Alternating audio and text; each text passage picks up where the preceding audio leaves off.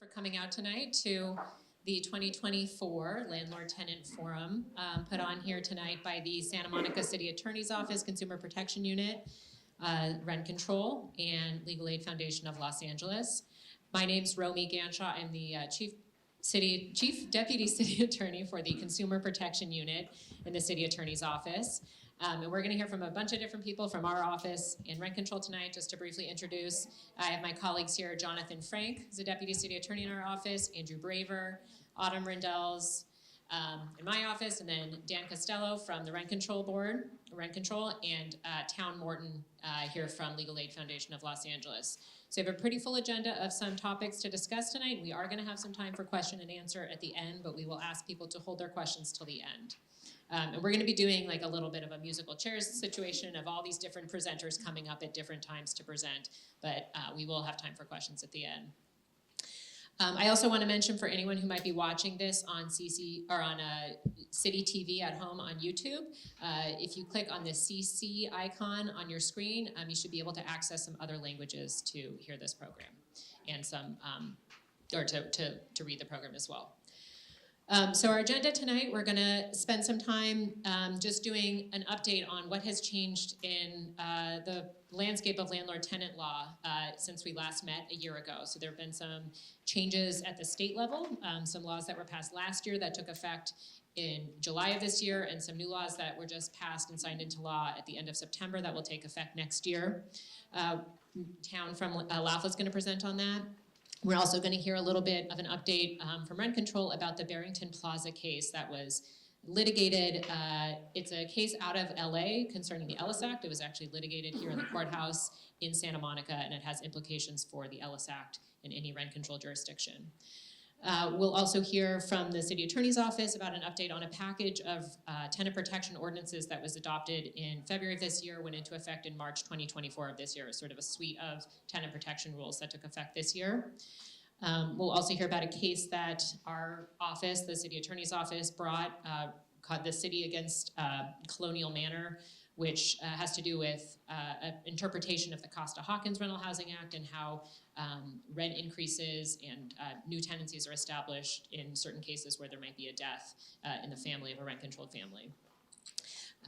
We'll also hear about some changes to a rent control regulation related to reasonable accommodations for tenants with mobility impairments who need to move units, and procedural changes on how rent control is handling some excess rent petitions. And then we'll spend a little more time talking about a couple topics in depth, specifically how tenants can replace roommates, or the right of a tenant to replace a roommate, specifically if you're in a rent-controlled unit or another unit that's protected by our eviction protections here in Santa Monica. And then we'll also talk about some tenant protections during construction, when landlords are doing construction at a building that's impacting tenants, some of the laws we have here that apply. And we will have time at the end for a question and answer. Okay, let's get started. Thanks.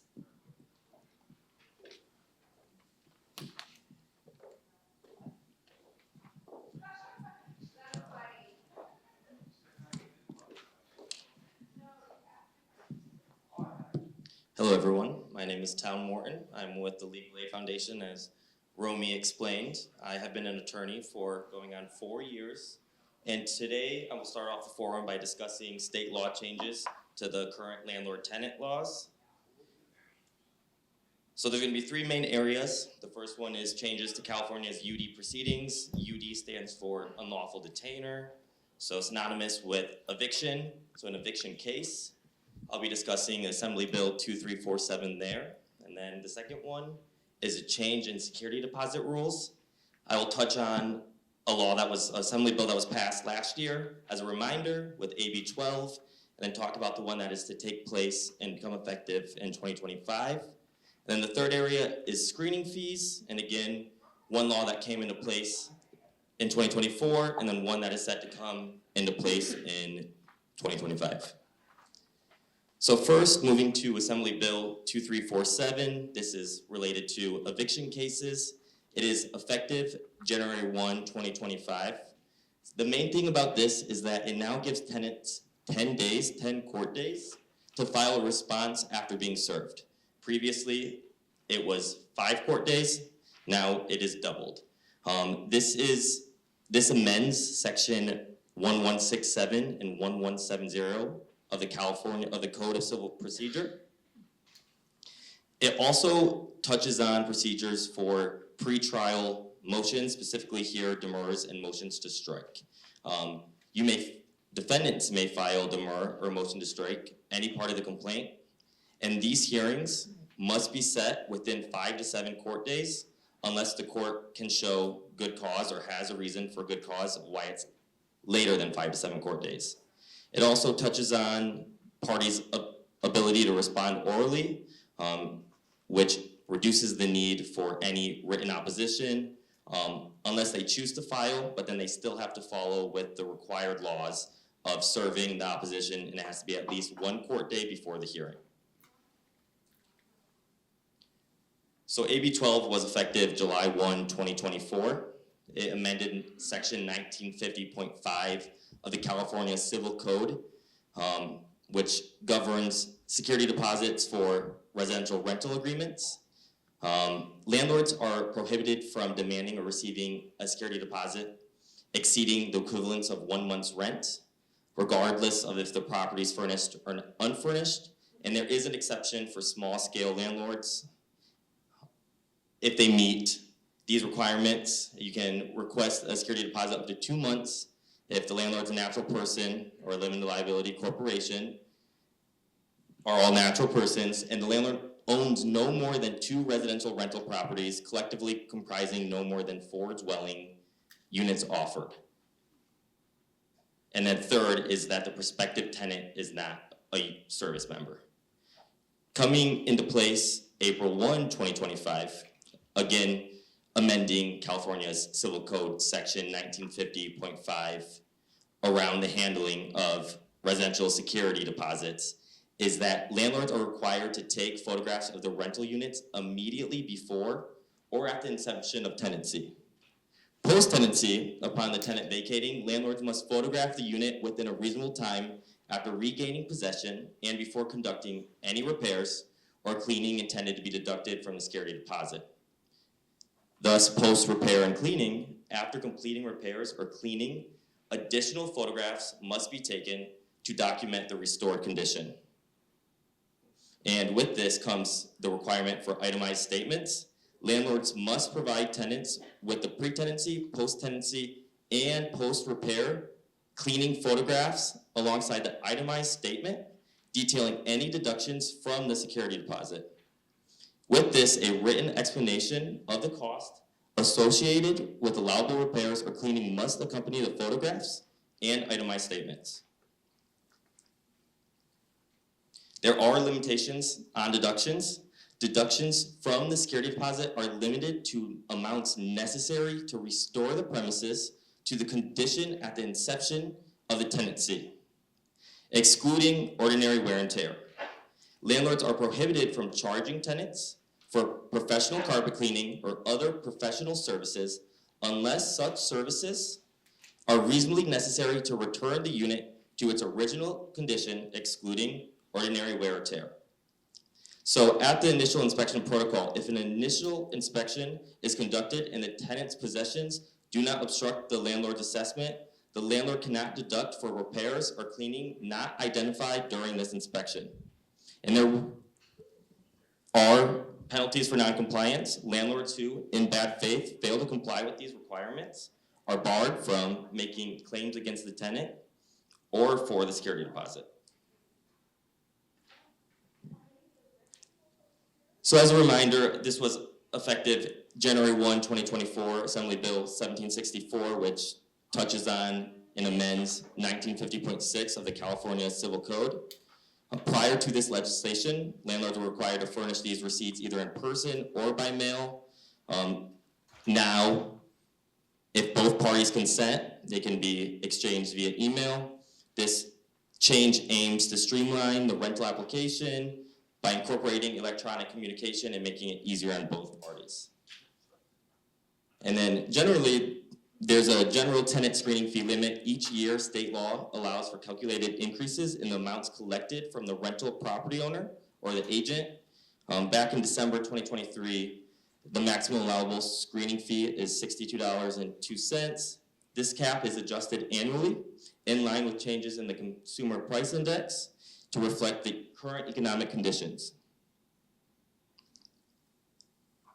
And under these guidelines, there's an actual cost requirement. The screening fee must correspond to the actual out-of-pocket expenses incurred by the landlord, including the cost of obtaining a credit report and the reasonable value of time spent verifying the applicant's information. Landlords are prohibited from profiting off these fees. So Assembly Bill 2493 amends Section 1950.6 of the California Civil Code, which governs the collection of application screening fees by the landlords or their agents during the residential rental process. So application screening fees, landlords or their agents are now permitted to charge this fee only if at the time of collection they offer a compliant application screening process. And this process must include considering completed application in the order received, approving the first applicant who meets the established screening criteria, and ensuring that these fees are charged only to applicants whose application are actually considered. It also adds an element that where refunds for unconsidered applications. If the application is not considered due to multiple concurrent submissions, landlords or their agents must refund the application within 7 days to any applicant whose application was not reviewed. Alternatively, with the landlord's consent, the fee can be applied to another rental unit offered by the landlord. So here, landlords or their agents are prohibited from charging an application screening fee when they know, or they should have known, that no rental unit is available at the time or will be available within a reasonable period. So continuing off of this, the provision of the consumer credit reports, landlords or their agents are required to provide the applicant with a copy of their consumer credit report within 7 days of receipt. And here, the applicant does not need to request it as once was, it's just required. Reusable tenant screening reports, this legislation clarifies that the landlords are not prevented from accepting reusable tenant screening reports. This aligns with current existing law that prohibit charging a fee to access such reports or an application screening fee when they are accepted. So if a tenant uses a reusable tenant screening report, the landlord cannot charge the same fee as it would for an application screening, as they normally would. And so next we're going to move to another topic presented by Dan, so I'm going to hand this over to him. So I'm going to talk about the case that Romy introduced a little bit in the introduction. It's Barrington Plaza Tenants Association versus Douglas Emmett, the owner of a building in West Los Angeles. So why are we talking about West Los Angeles when we're in Santa Monica? Because this does have an effect here and statewide. So what happened was there's a three towers building just off of Wilshire in West LA that has I'm hearing 2 towers, but I thought it was 3. Articles say 3. Anyway, there were 700 something units. And there was a fire in 2020 that caused 8 floors to be declared as uninhabitable. And the property owner said that they wanted to do these safety improvements, including putting in sprinklers, and that they couldn't do that without vacating all of the units.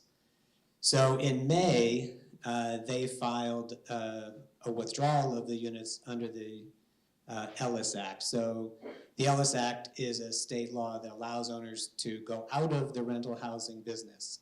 So they're basically saying they're not going to use the property for residential rental purposes anymore. And this really led to what would be the largest mass eviction of rent-controlled tenants in LA in decades.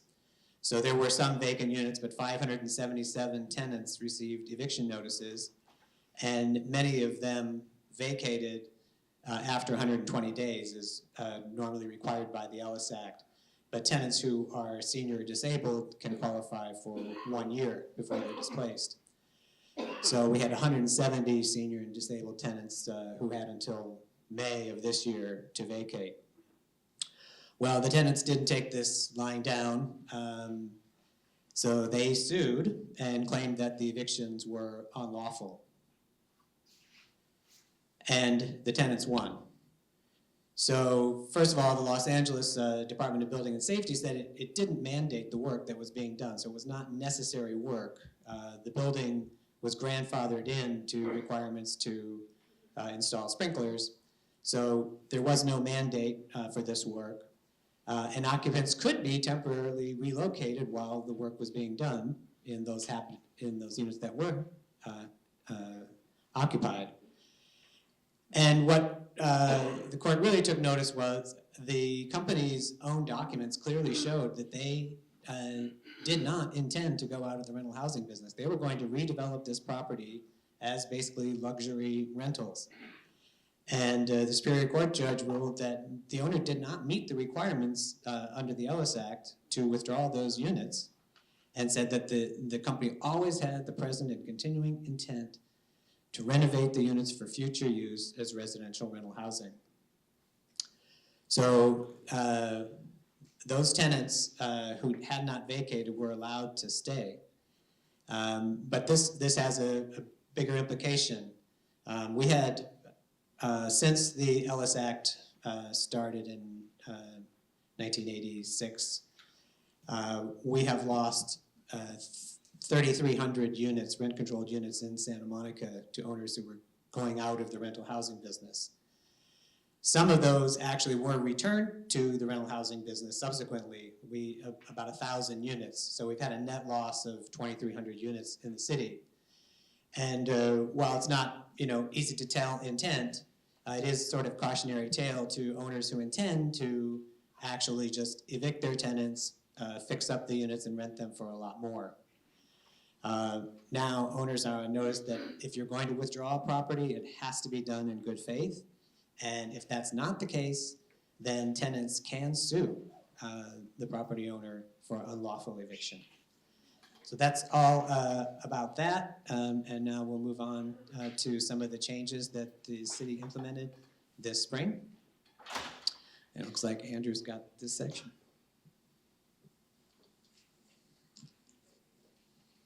Hello everybody, good to see you. I'm Andrew with the City Attorney's Office. I'm going to be talking about the March 2024 Tenant Protection Ordinance, which was an ordinance passed by City Council that had a group of different tenant protections in it. The main topics that were in that ordinance were some changes to the permanent relocation ordinance, changes to the buyouts for tenants, a couple changes to the tenant harassment ordinance, and then a few changes to the section about discrimination. So we'll talk about these four, and I'll try to go through it quickly but clearly. So let's start with permanent relocation. There were 4 changes made to the permanent relocation ordinance, which requires permanent relocation in 4 different types of situations. This slide highlights one of those situations, which is for economic displacement. So the way this works is that there's a permanent relocation fee that's now required if the tenant chooses to move within 120 days of a noticed increased rent by more than CPI plus 5%, or 10%, whichever is less, and CPI is the Consumer Price Index. So this is a similar formula as you might see in state law as well, and this is essentially saying that under these situations of economic displacement, permanent relocation is required. This applies as a practical matter to tenants who are not covered by rent control or the State Tenant Protection Act. So that would be units built less than 15 years ago, and also single-family homes and condos owned by individuals. There are also a few other reasons now why permanent relocation is required, so I'll go through those. And these are generally sort of, you could group them under this idea of constructive eviction situations. One is when the tenant chooses to leave after temporary relocation of at least 6 months. So if temporary relocation is going on beyond 6 months, that would be a situation where a permanent relocation fee is required if the tenant chooses to leave at that point. Also, if a determination is made that the tenant was compelled to vacate because of either harassment or an illegal lockout, both of which are of course unlawful. And also if a determination is made that a unit is not habitable and cannot be made habitable, or if the tenant chooses to leave a unit that is not permitted and cannot or will not be permitted for residential use. So these are other situations in which a permanent relocation fee is now required. So I'm going to move on to the second topic here, which is the tenant buyout code. There are a few expansions to keep in mind. One is that it is now expanded to non-rent controlled units. So you'll see here that if you're looking for it in the code, it's moved now to a different section, so it has its own little chapter. And as I just mentioned, it's expanded now to apply to all units, subject either to rent control or to the local just cause protections under the Santa Monica City Charter. So that's good to keep in mind. It's also helpful to remember that as of 2020, many tenants with just cause protections under the city charter also have rent increase protections under the Tenant Protection Act. So that's just a little note to keep in mind how the local law and the state law might apply in that situation. There's also been added a minimum buyout amount for the tenant buyouts and also a defense from eviction for non-registration of a buyout agreement. So the way this works is that buyout agreements must be for at least the permanent relocation fee amount. And how much is that? This is on the website, but there it is just for reference as well. That's the permanent relocation fee amount for different housing type units. And then, as I mentioned before, a landlord's failure to file an agreement may be raised as an affirmative defense to eviction. So it's important to make sure that those agreements get filed properly. There's also some new buyout disclosure language that's required. So you'll want to make sure that this is in all of those agreements. In addition to what's already been required, the disclosures must include these new statements. One is that offering payments to a tenant to vacate more than once in 6 months after the tenant has notified the landlord in writing that the tenant doesn't want to enter into a buyout agreement or engage in negotiations could constitute bad faith tenant harassment. Another one of these disclosures is that the tenant is entitled to at least the permanent relocation fee amount and what that amount is, which I just discussed on the previous slide. And let's also now move on to our next topic here, which is eviction based on bad faith excessive rent increases. This is an update to the tenant harassment code. So it's now, well, it's connected to the tenant harassment code, I should say. It's now a defense to eviction if the landlord, in bad faith, imposed an excessive rent increase to induce the tenant to vacate through fraud, intimidation, or coercion in order to get around some law that requires the landlord to actually have just cause to evict the tenant. Evidence of bad faith in this type of situations where it would be going to show an excessive increase was imposed for this purpose would be if within 6 months of a landlord's unsuccessful attempt to evict the tenant for cause, or if it occurs within 6 months of a tenant's lawful complaint to a landlord about habitability, safety, harassment, discrimination, or neighbor harassment as well. So those are some, I guess, pieces of evidence that you'd want to keep in mind. So let's talk about some, yeah, sorry about that. So another one of these examples, thanks for pointing that out, is that if there's a violation of a price gouging protection, when those are in effect. So there's both a local law and a state law regarding price gouging in a state of emergency. And if there's a violation of one of those laws, that could also be evidence of bad faith of an excessive increase being imposed. There are also some changes to the tenant harassment code, so I'm going to highlight a few of those here. So there's some additional prohibited activities that would constitute tenant harassment. These include, when done in bad faith, a self-help eviction, refusal to accept rent, excessive or unlawful rent increases, or retaliation. There's also this other section here which adds examples of unlawful intimidation and coercion. So this was helpful guidance for both landlords and tenants here. And the examples that I want to highlight here are buyout offers within 6 months of a tenant notifying in writing that the tenant isn't interested, which is connected to the changes in the tenant buyout code that we just discussed. And then also a refusal to cooperate with a request to replace a lawful occupant who no longer lives in the unit with a subtenant as allowed by law. So those are some examples to keep in mind. Roommate replacement versus subtenant. Yeah, we're actually going to have a section on that later today, so hopefully that'll address it. This package of tenant harassment updates also includes an update to the potential statutory damages for tenant harassment. It's been increased from $10,000 per violation to up to $20,000 per violation. As I mentioned at the beginning, we've also updated, or City Council also updated some of the protections for the Anti-Discrimination Housing Code. And here we're going to talk about that specifically with housing status being now classified as a protected classification in the Santa Monica Municipal Code.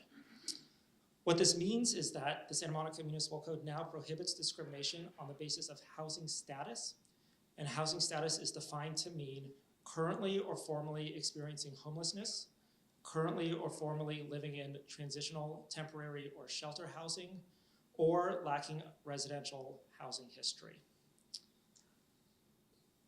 Under this code, the prohibited conduct would include refusing to rent, denying access to common areas, evicting, or otherwise withholding a rental unit on the basis of housing status.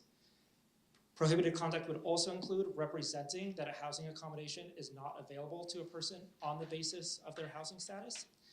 And the prohibited conduct would also include indicating a preference or limitation with respect to housing status.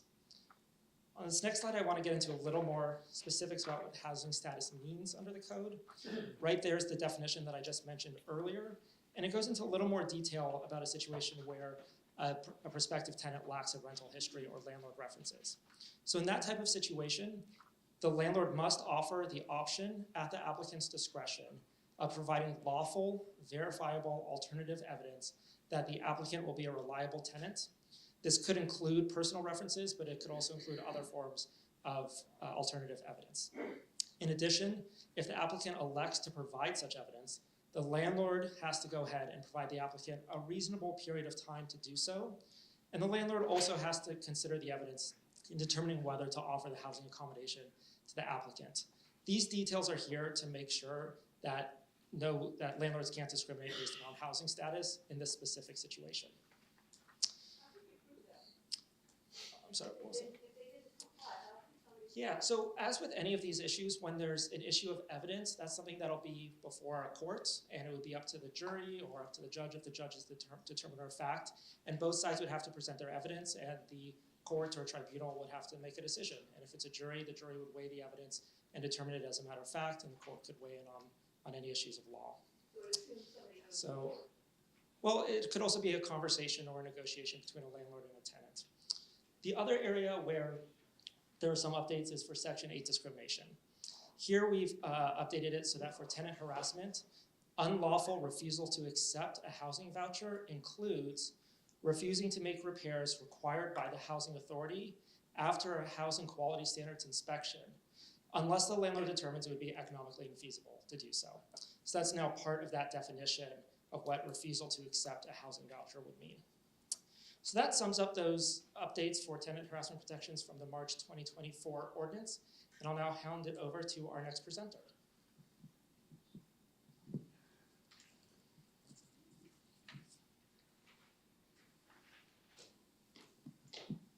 All right, so just a brief note, just to make sure that we can get through since we have so much. We want to make sure that we take questions at the end. So if you want to write down your questions, you can definitely do that. But we're going to try to hold those till the end so that we can get through everything that we have. So again, my name is Jonathan Frank. I'm a Deputy City Attorney in the Consumer Division. I'm going to be talking about special rent control protections for spouses, domestic partners, and children. This is that section that Romy mentioned. The case is the City versus Colonial Manor, Inc. But before we get to the case, I'm just going to go through some important background. So what we're going to cover, again, special eviction protections for certain family members. When an occupant becomes a tenant, this state law that limits rent control, and then certain situations in which rent control can be extended to family members who were not originally a tenant. So the rent control section at issue is section 1806C. That's part of the Santa Monica City Charter that bars eviction of a tenant's spouse, domestic partner, or child on grounds of unauthorized occupancy, but only if certain requirements are met. And those two requirements are that the tenant vacates due to death or incapacitation, and the spouse, domestic partner, or child of the tenant has lived in the unit for at least 1 year. But the question is, what happens to the rent in this situation? It would not be a very meaningful protection if someone's rent could be increased to an unaffordable amount. So one important thing to note is there can never be a increase to market rent after the original tenant leaves if the remaining family member or occupant has become a tenant in their own right. So many tenants or family members who are not initially tenants do become tenants. That can be through a formal process where they sign a lease, but that also very often happens by practice. For example, if the other family member is paying rent, is negotiating with the landlord, and if both sides have clearly shown through practice that this other occupant or family member has become a tenant themselves. And so the operative question is whether or not the person or family member has established a rental housing agreement with the landlord. If they become a tenant themselves, then and they've been paying the current rent-controlled rent, then of course, as long as that person, even if they weren't the original tenant, after they become a tenant, they continue to get the rent-controlled rent. But one question is, does rent control continue for any non-tenant occupant? Say there's a spouse or a different family member who's been there, but they've never paid rent themselves, they've never really interacted in a significant way with the landlord, it's all been through that original tenant. So this implicates the state law, the Costa-Hawkins Rental Housing Act. So this is a long-standing state law since I believe 1996, and generally it prevents rent control laws from limiting the initial rent for a dwelling or unit. But there is a question that comes up, what does this actually mean, the initial rent? I think there's a very common perception that as soon as the original tenant leaves, the rent can automatically be increased. But if you dig into the law, what it actually says is that where the original tenant vacates, the rent can be increased on sublessees and assignees. And so a question comes up periodically, which is if a family member, for example, if a spouse remaining after her husband's death, is that person a sublessee or assignee? So as we discussed earlier, that person would be protected from eviction, but could her rent be increased to market? So the city received a tenant harassment complaint, as we often do, from a very low-income senior who lived with her husband in a rent-controlled unit in Santa Monica. They had been married and living together in a unit for more than 1 year before his death, and again, under that rent control provision, that means she was protected from eviction. The husband had lived there for many, many years, so the controlled rent was extremely low, it was $666. But she'd never paid rent for her husband, so she didn't have a sublessee relationship with him. She didn't have any kind of rental agreement with him. And after her husband's death, the landlord attempted to evict her as an unauthorized occupant. Our office, again, we received a complaint. We raised the protections of that rent control provision, and then the landlord raised the rent from $666 to $3,500. And so this squarely raises that question about can the rent be increased. So the city brought a lawsuit under its tenant harassment ordinance, that's that City versus Colonial Manor case, after warning that the tenant was not a subtenant or a sublessee, and therefore the rent could not be raised to the market rate. The landlord also brought an eviction lawsuit, an unlawful detainer, against the tenant after she couldn't pay the $3,500. And the tenant was represented pro bono by an attorney at Munger Tolles. So both sides argued this legal question, and at the initial trial phase, the court ruled in favor of the city and of the tenant, and agreed that a spouse is not a sublessee or assignee under those facts, and also that a spouse becomes a tenant by the operation of marriage and family law. So there is an appeal pending, but there was a great decision at that initial level. And so what's kind of the takeaway here? An occupant might be entitled to continued rent control if either one, they've established an implied rental agreement with the landlord through payment of rent or other means, meaning they've become a tenant in and of themselves, in which case you wouldn't even have to reach the second question. Or they could be in this new category. They're a spouse, domestic partner, or child who's lived with their tenant partner or parents for more than 1 year before they left due to death and incapacitation. They could be protected from eviction and also protected from having their rent raised. So if you or someone else is in this situation and been told they have to leave or accept a higher rent increase, you should contact our office. And with that, I'm going to hand it back to Dan. So, thanks. I think that was a very important explanation there for everybody. And it's also good to remember that there's always real people behind all of this stuff that's happening. So let's keep that in mind. And I was going to talk to you about a tenant's right to change units due to a disability related to mobility, but I wanted to begin by talking about my neighbor. She is an elderly woman. She's not in my building, but we face each other. And she lives on the second floor, and she has mobility issues. She has for years. It was always painful to see her try to wheel a cart of groceries up the steps one by one, always thinking she might fall. And of course, many of us came to help her. But eventually, the landlord did install a chairlift, or allowed her to install one. And that's been great. She is able to get out of her unit. But she doesn't use it very much. She really kind of waits until a caregiver comes and helps her with that chair. So this new change could have a positive effect for Diane. So the Assembly Bill 1620 was passed this year, and it's one of the few changes to the Costa-Hawkins Rental Housing Act that normally allows an owner to set a new base rent when a tenant moves into a unit. And that would include moving, saying, from an upstairs unit to a first floor unit. But this change allows a tenant with a permanent disability related to mobility who live in rent-controlled units to move into another more accessible unit on the property while maintaining their existing rent and lease terms under certain conditions. And there are a lot of conditions. So the tenant must give notice to the landlord prior to the more accessible unit becoming available. The tenant must not currently be subject to an eviction for non-payment of rent. The tenant must have a permanent physical disability as defined by the state, and the disability is related to mobility. The more accessible unit must be of comparable or smaller size with the same or fewer number of bedrooms and bathrooms, square footage, and parking spaces as the unit being vacated.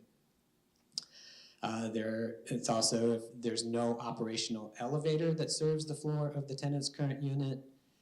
The new unit is in the same building or on the same parcel with at least 4 other units and shares the same landlord. And the new unit does not require renovation to comply with the health and safety code provisions relating to habitability. And then all tenants on the lease in that unit agree to move to the available accessible unit. And then also, if the owner intends, or the owner's close relative intends to occupy that unit, then they do not have to allow the tenant to take it. But landlords must grant the request for a reasonable accommodation after complying with an interactive process.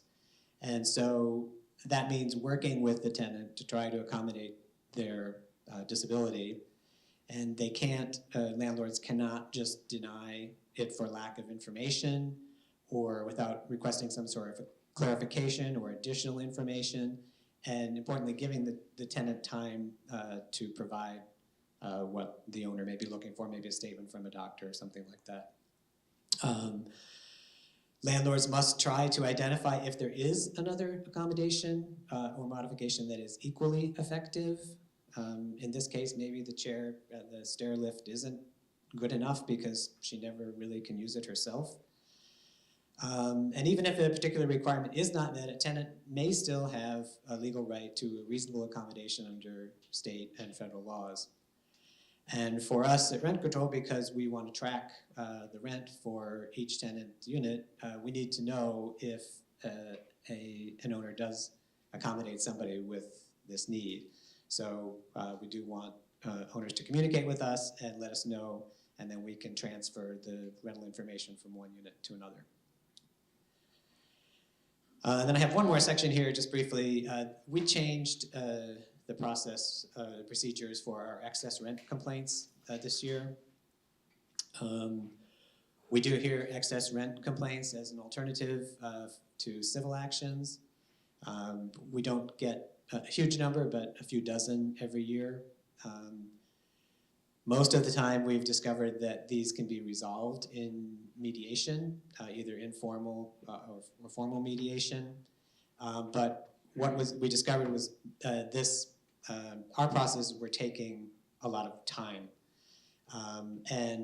We used to allow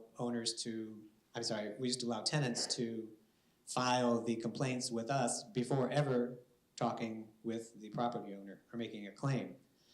So our modified regulations now require that the tenant give a written complaint to the property owner with a claimed dollar value of what they believe was the excess rent. And then they have to allow the landlord 30 days to review that complaint and hopefully make the tenant whole. We also increased the penalties for willful non-compliance from $500 to $1,000. That's on top of any excess rent amount that might be found. And this may be effective because we've seen a reduction in the number of excess rent claims coming to us. We had 22 in 2023 and only 13 so far this year, which suggests that the tenants are being able to work out these issues directly with the landlord, and that's what we would like to see happen, and it certainly speeds up the adjudication of these cases. So that's it for this section, and we'll move on to the right to replace roommates. So I know I heard a question earlier about sublease versus roommate. We'll kind of talk about that, but you can certainly ask questions towards the end and we can kind of solidify some of those questions. So what happens if my roommate moves out and my landlord unreasonably refuses to allow me to get a new one? The Santa Monica City Charter and the Santa Monica Tenant Harassment Ordinance can protect both rent control residents as well as non-rent control tenants in multifamily properties. So a landlord cannot simply deny you a new roommate if you already had a roommate under your previous lease. There are some requirements that I'm going to talk about that you must meet in order to fall under these protections. But let's first just talk about what the law says and what those criteria are. In the city charter under section 1806A2 and 2304A2, this is both the rent control portion and the non-rent control portion in multifamily units. They say the exact same thing and they have the exact same criteria that needs to be met. Essentially, a landlord can't take any action to terminate your tenancy, meaning an eviction, based on a tenant sublease if these following three criteria are met. First, the tenant continues to reside in the unit. I think that's kind of a given. And this is an important one. The sublease replaces a departed tenant under the agreement, lease agreement, for a one-for-one basis. So you had a roommate that was allowed under the lease, they move out. The landlord cannot then unreasonably deny you the ability to have a new roommate move in under a sublease. There's a situation where a landlord may just allow that new roommate to be put on the lease. That's not what we're talking about here. We're talking about strictly a sublease, meaning that you become a master tenant, they become your subtenant, they pay you the rent, and they help you meet the rent obligation, but they are not actually on the lease. The third criteria is the landlord has unreasonably withheld the right to sublease following a written request. So you do have to have the request in writing to your landlord. And if the landlord fails to respond within 14 days, then you can kind of, it's deemed approved by the landlord that you can have this subleasee as part of as your roommate.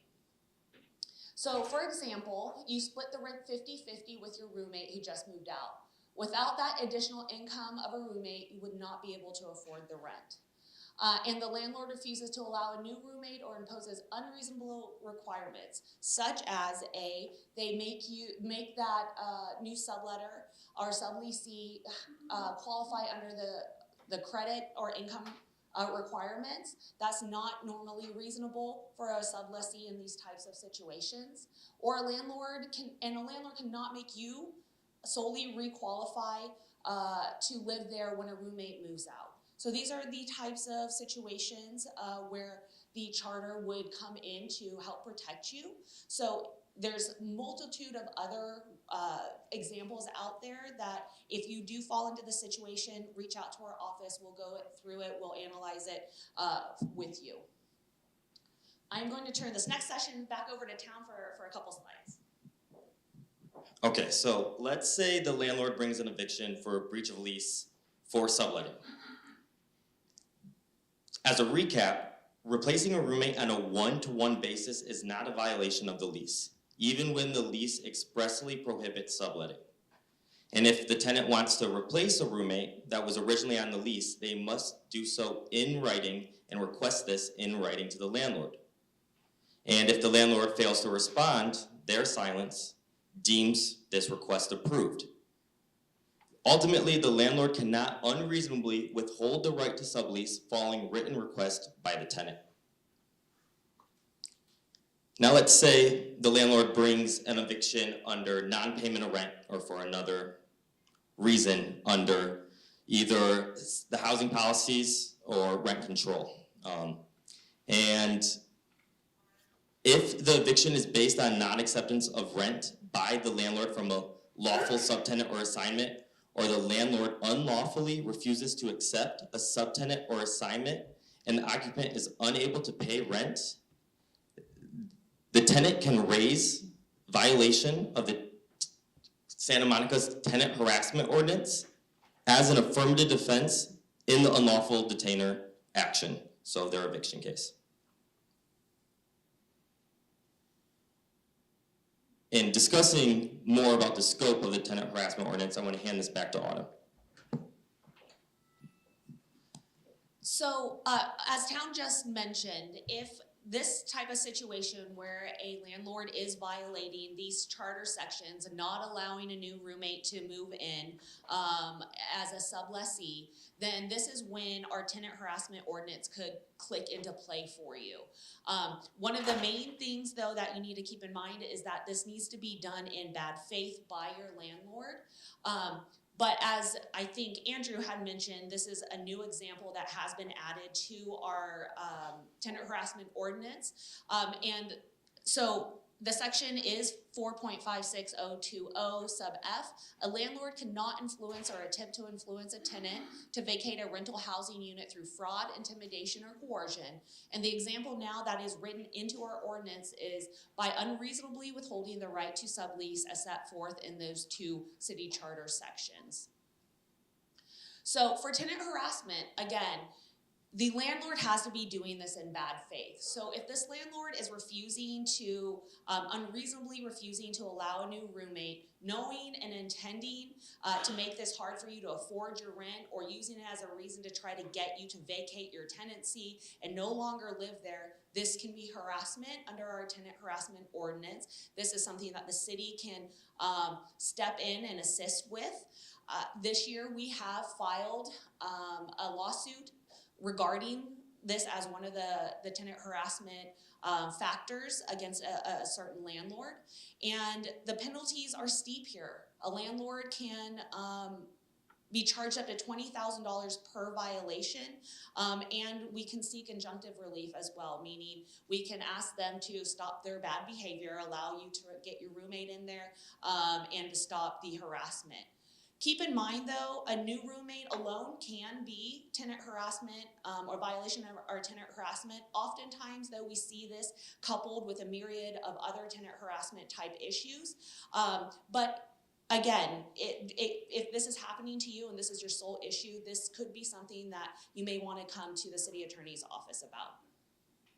What not to do, and this is the biggest thing, is fail to meet these three criteria and move a roommate in. If you fail to meet these three criteria, then you are not protected.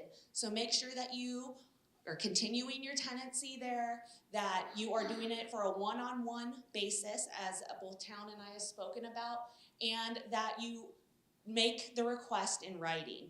3 very simple steps, but if you miss one of these and you do move a roommate in, then you could be lawfully evicted. What do I do if I meet the 3 requirements, but my landlord still denies my ability to have a roommate? It's always good to educate landlords. A lot of them know what they're doing, and knowing what they're doing is wrong. Some don't, though. So feel free to provide them a link or with a copy of the city charter and the tenant harassment ordinance.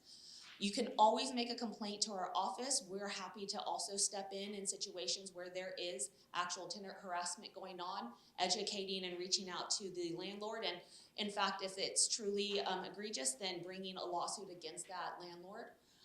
If you're under rent control, you can go to Dan's department and you can file a rent decrease petition with the Rent Control Board. It's a little bit of a longer process, but definitely something to consider and look into.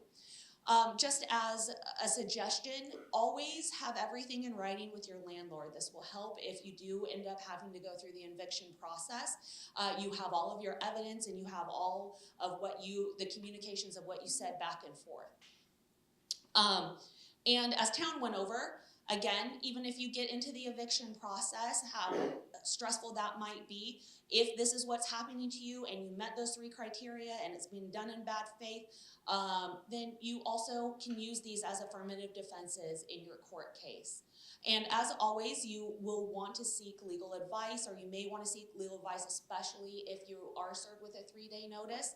LAFLA is, if you qualify, is always here to help in those processes, or if you have the ability to hire your own landlord-tenant attorney, we always suggest that you get legal guidance, because as we like to tell everyone, we are here to help you, we're here to assist you and give you legal guidance, but we cannot provide you legal advice. We don't represent landlords or tenants, we represent the city and the laws that we are seeking to enforce and protect, but we can't actually represent you. So if you have legal questions that we can't help you with, then you can turn to a place like LAFLA or private counsel.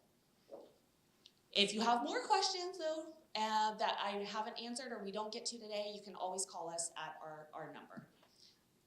I'm going to turn this over to my supervisor, Romy. Can you put that number back up? Sorry, went too fast. It's the city attorney's main line. So if you don't have it, you can Google it. I think we also may make these slides available later for people to download online. And our website generally is smconsumer.org. There's a link on that website to file a complaint with our office and other information there. So that's just a little bit easier to remember than a phone number sometimes. So I'm going to talk a little bit about a couple of laws that we have here in Santa Monica that protect and apply to tenants during construction in their building and apply to some of the limitations on construction in a tenant-occupied building. So there are 2 main laws under our Santa Monica Municipal Code that relate to this issue. The first is our Chapter 8.100, which relates to means and methods plans. That's a document that a landlord has to provide and prepare and submit to the city whenever they're going to be, whenever they're seeking a permit, a building permit to do construction in a tenant-occupied building. The other law that often comes into play and sometimes intersects with the means and methods plan is our tenant relocation ordinance, and that's section 4.36100. We've been talking a lot about permanent relocation earlier in the evening, about buyouts and those sorts of things. This relocation ordinance talks about situations when a tenant might be permanently relocated and there's a grounds for the tenant to leave and receive a substantial payment for that. But our code also talks about when tenants need to be temporarily relocated. And the really important difference there is a temporary relocation does not terminate a tenancy. It doesn't require a tenant to permanently leave. But there might be situations when a tenant's unit is not safe or habitable for the tenant to be in. And that code talks about what the landlord needs to do in that situation. And I'll get to that a little at the end. But again, the purposes of these laws are to make sure that tenants are not unduly exposed to unsafe conditions or hazardous materials if there is construction going on in their building, to make sure that tenants are not made homeless even temporarily or permanently, because a unit's uninhabitable, but to give a landlord, you know, the opportunity to make repairs in the unit so a tenant can come back, and to give the tenant a place to stay in the meantime, and to ensure that the tenant isn't permanently evicted from a home that's uninhabitable. So the means and methods plan, again, is a document the landlord has to submit to the city to get a building permit whenever they're going to alter, repair, rehabilitate any tenant-occupied structure, and the work could impact the habitability of any occupied unit. So that doesn't necessarily mean that they're doing work inside a unit. It could be work that they're doing in common areas or even other units in the building. But if it's going to create noise or dust or debris that could affect any tenant-occupied unit, that's when they'll need to get a means and methods plan or submit a means and methods plan to the city. So this is a document which sort of just outlines what their means and methods will be for doing the construction and how it's going to impact tenants, and then steps the landlord's going to take to mitigate those impacts. And it can also discuss whether the impacts will be so significant that the tenant actually needs to be relocated. There are three basic parts of a means and methods plan. There's the basic means and methods plan, and this is required in all cases. There's also a supplemental means and methods plan, which is required for all permits that can't be issued just based on a same-day review at the permit counter. So that's just basically anything that's a little bit more involved. And then some means and methods plans will also include the relocation plan if the unit will be uninhabitable. So this is what and this is, I understand, very fine print here, but I wanted to give you an idea of what it looks like in case you get it, and I'll talk through what some of this includes. But this is what the basic means and methods plan includes. It's really a 2-page document. There's sort of a cover sheet that also has kind of some fine print. But it's really a 2-page document that, you know, identifies the landlord, who the contractor is, whether any of the units are occupied, and it also identifies right at the top there whether any of the work will disturb asbestos-containing material. And if so, then it requires the landlord to state whether or not they've obtained what's called an asbestos survey from an OSHA certified contractor. These are actually requirements that are enforced and sort of overseen by what's called the South Coast Air Quality Management District, or AQMD, but we still want to know whether the landlord's identified that there's asbestos in the unit, and if they've done what they need to do to notify AQMD. Also, because our buildings department's going to go out and inspect the unit, we want to know that they've taken proper precautions if we're having people go out to the unit and if we know that tenants are going to be exposed. But ultimately, that process is primarily through AQMD. Even if the landlord says, no, there is no asbestos, we want to know how you identified that there was no asbestos. What's your basis for saying that? Then the means and methods plan requires the landlord to sort of give an estimated duration of what the construction is going to be, about how long it's going to be, what the scope of work's going to be, what's going to be done. And then it sort of ticks through a bunch of different impacts that the construction might pose for tenants in the building. So what types of utilities might need to be shut off? Are you going to have to shut down the water for a period of time because you're replacing plumbing? If so, you have to the landlord has to identify when that's going to happen and how long that's going to last for. Also, how much notice a tenant is going to get. And then in many cases, the landlord needs to identify what are they going to do to mitigate the impacts of that disruption on a tenant. So for instance, you may need to limit the hours that you're creating excessive noise to a certain period of time, or the hours that you might be shutting down utilities to certain hours to accommodate tenants. So again, there's sort of an opportunity, this is at the bottom portion here and at the sort of the top, to identify some of the main types of areas that might impact tenants during the construction and steps that'll be taken to mitigate. There's also, will you be blocking ingress and egress to the building? And this specifically says you can't really do anything to mitigate that. We're not gonna ask the landlord to say what they're gonna mitigate. We're gonna tell the landlord, if you're impacting ingress and egress to the building, you have to come up with an alternative ingress and egress plan. That's the only possible mitigation you can do in something like that. So there's some cases here where the city has sort of identified what mitigation the landlord must do or can do, and others where they're sort of provide the opportunity to the landlord to identify what mitigation they'll do. At the end of the means and methods plan, there's also a list here of things that the landlord needs to initial and acknowledge related to notices that they will give to tenants of the means and methods plans, and notices to tenants of their rights under the means and methods plan and under the tenant relocation code, sort of acknowledgements of those processes. And also an agreement that if the construction project exceeds 30 days, the applicant will provide monthly updates to tenants and schedule meetings to hear feedback from tenants on what that's looking like for the tenants.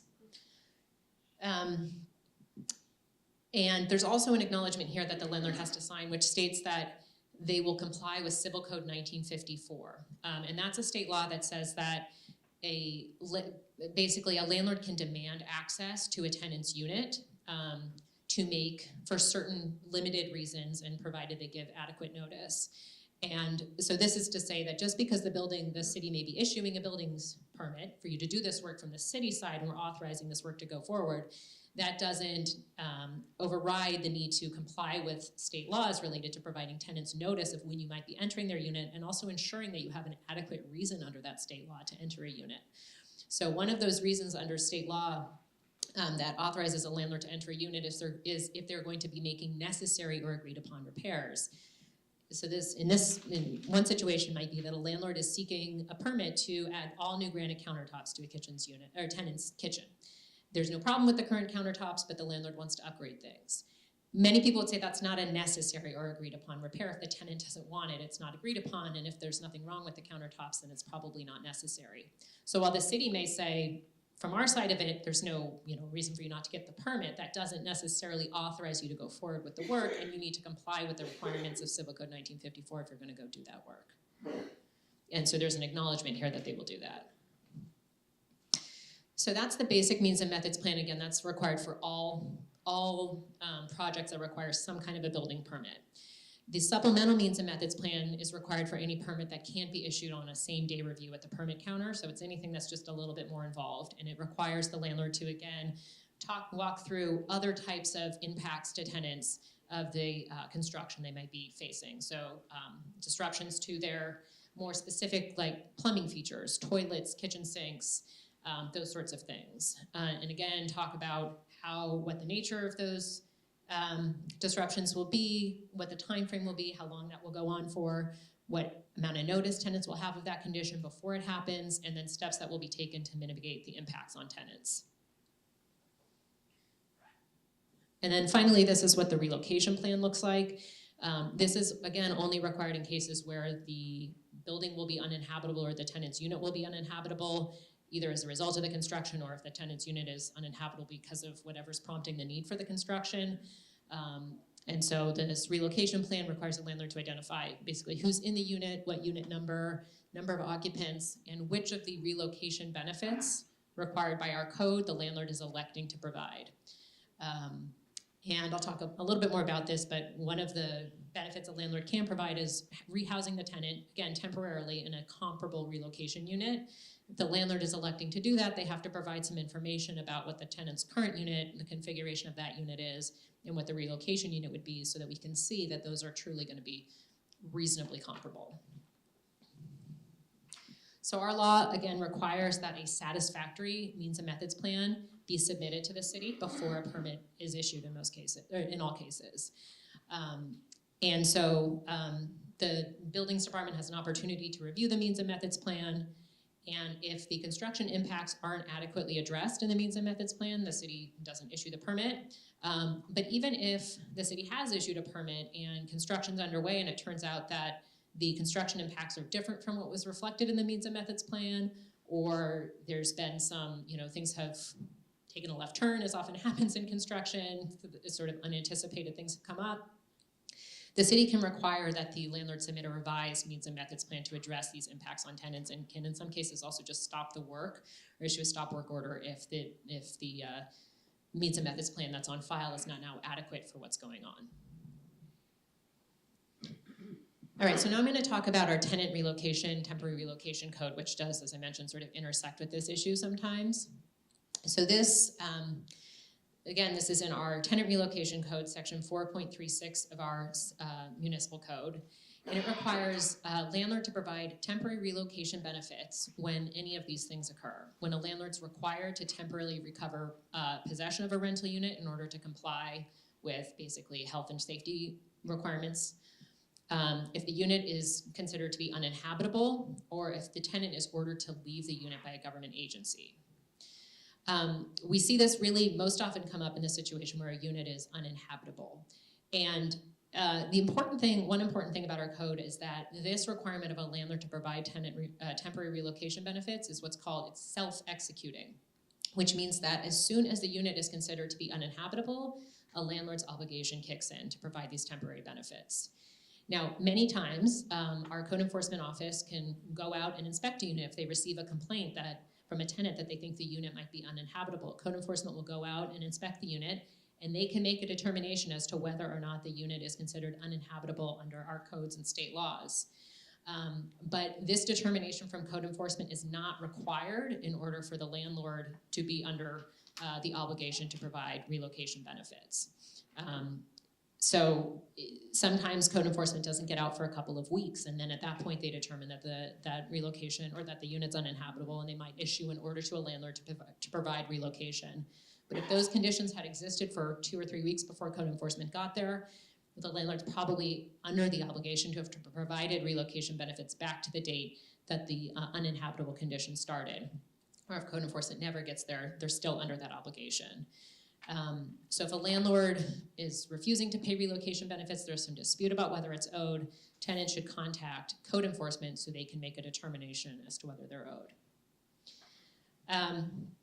If code enforcement does issue a habitability determination with a relocation order, or even if they don't, but there's an ability to sort of estimate how long the relocation needs to be in order to restore the unit to a habitable condition so the tenant can continue living there, the landlord has different options for what type of relocation benefits to elect to provide to the tenant depending on how long the relocation is estimated to be.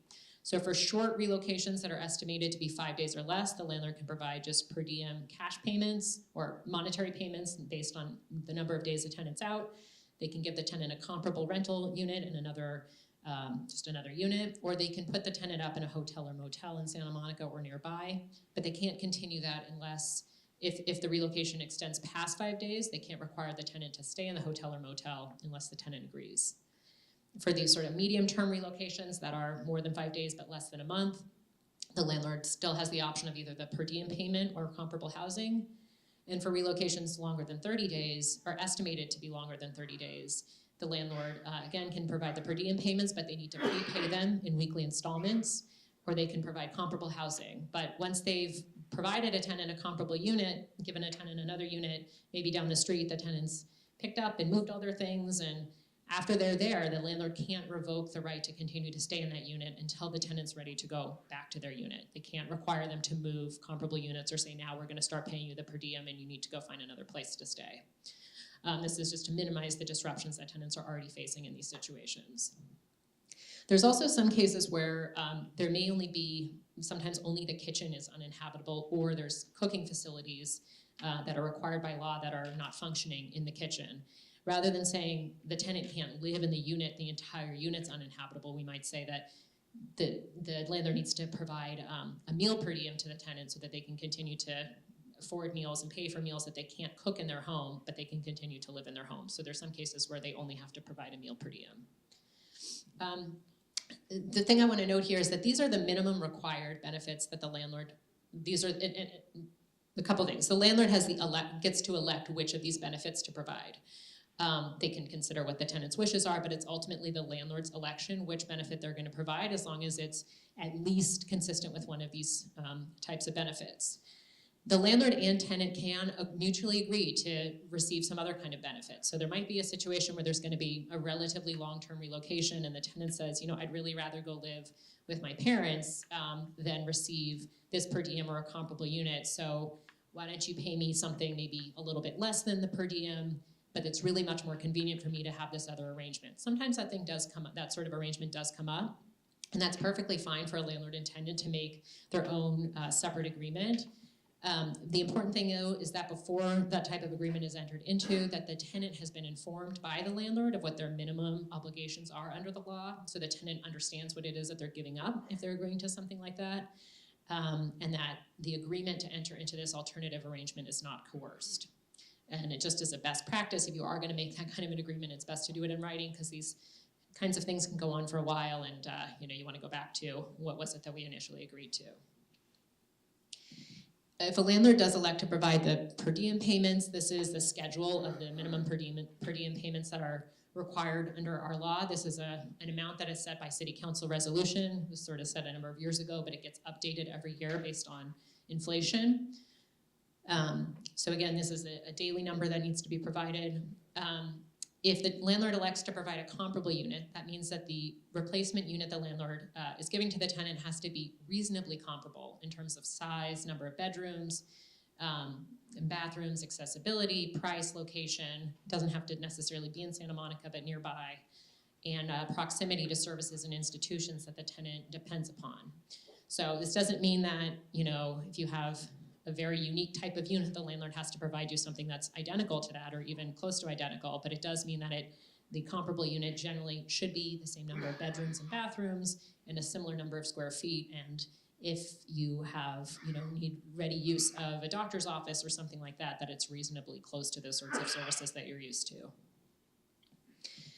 Again, so these are some of the conditions for temporary relocation. The key one is that a tenancy is not terminated when temporary relocation benefits are being provided. The tenant has the right to go back to their unit. They are still the person who legally has legal possession of their unit. The landlord is in sort of actual possession, that the landlord is making repairs to the unit, but the tenant is the person who still has all of their rights to that unit.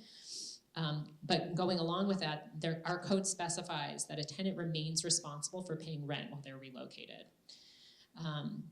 So this is something that sometimes people are confused about, but this is an important thing to keep in mind. The landlord's required to continue to pay relocation as long as the tenant is unable to stay in their unit until the tenancy is legally terminated. The benefits have to be provided within 24 hours of the need for relocation, and this is where that estimate about how long it's going to take, it's typically the estimated number of days of the benefit need to be provided.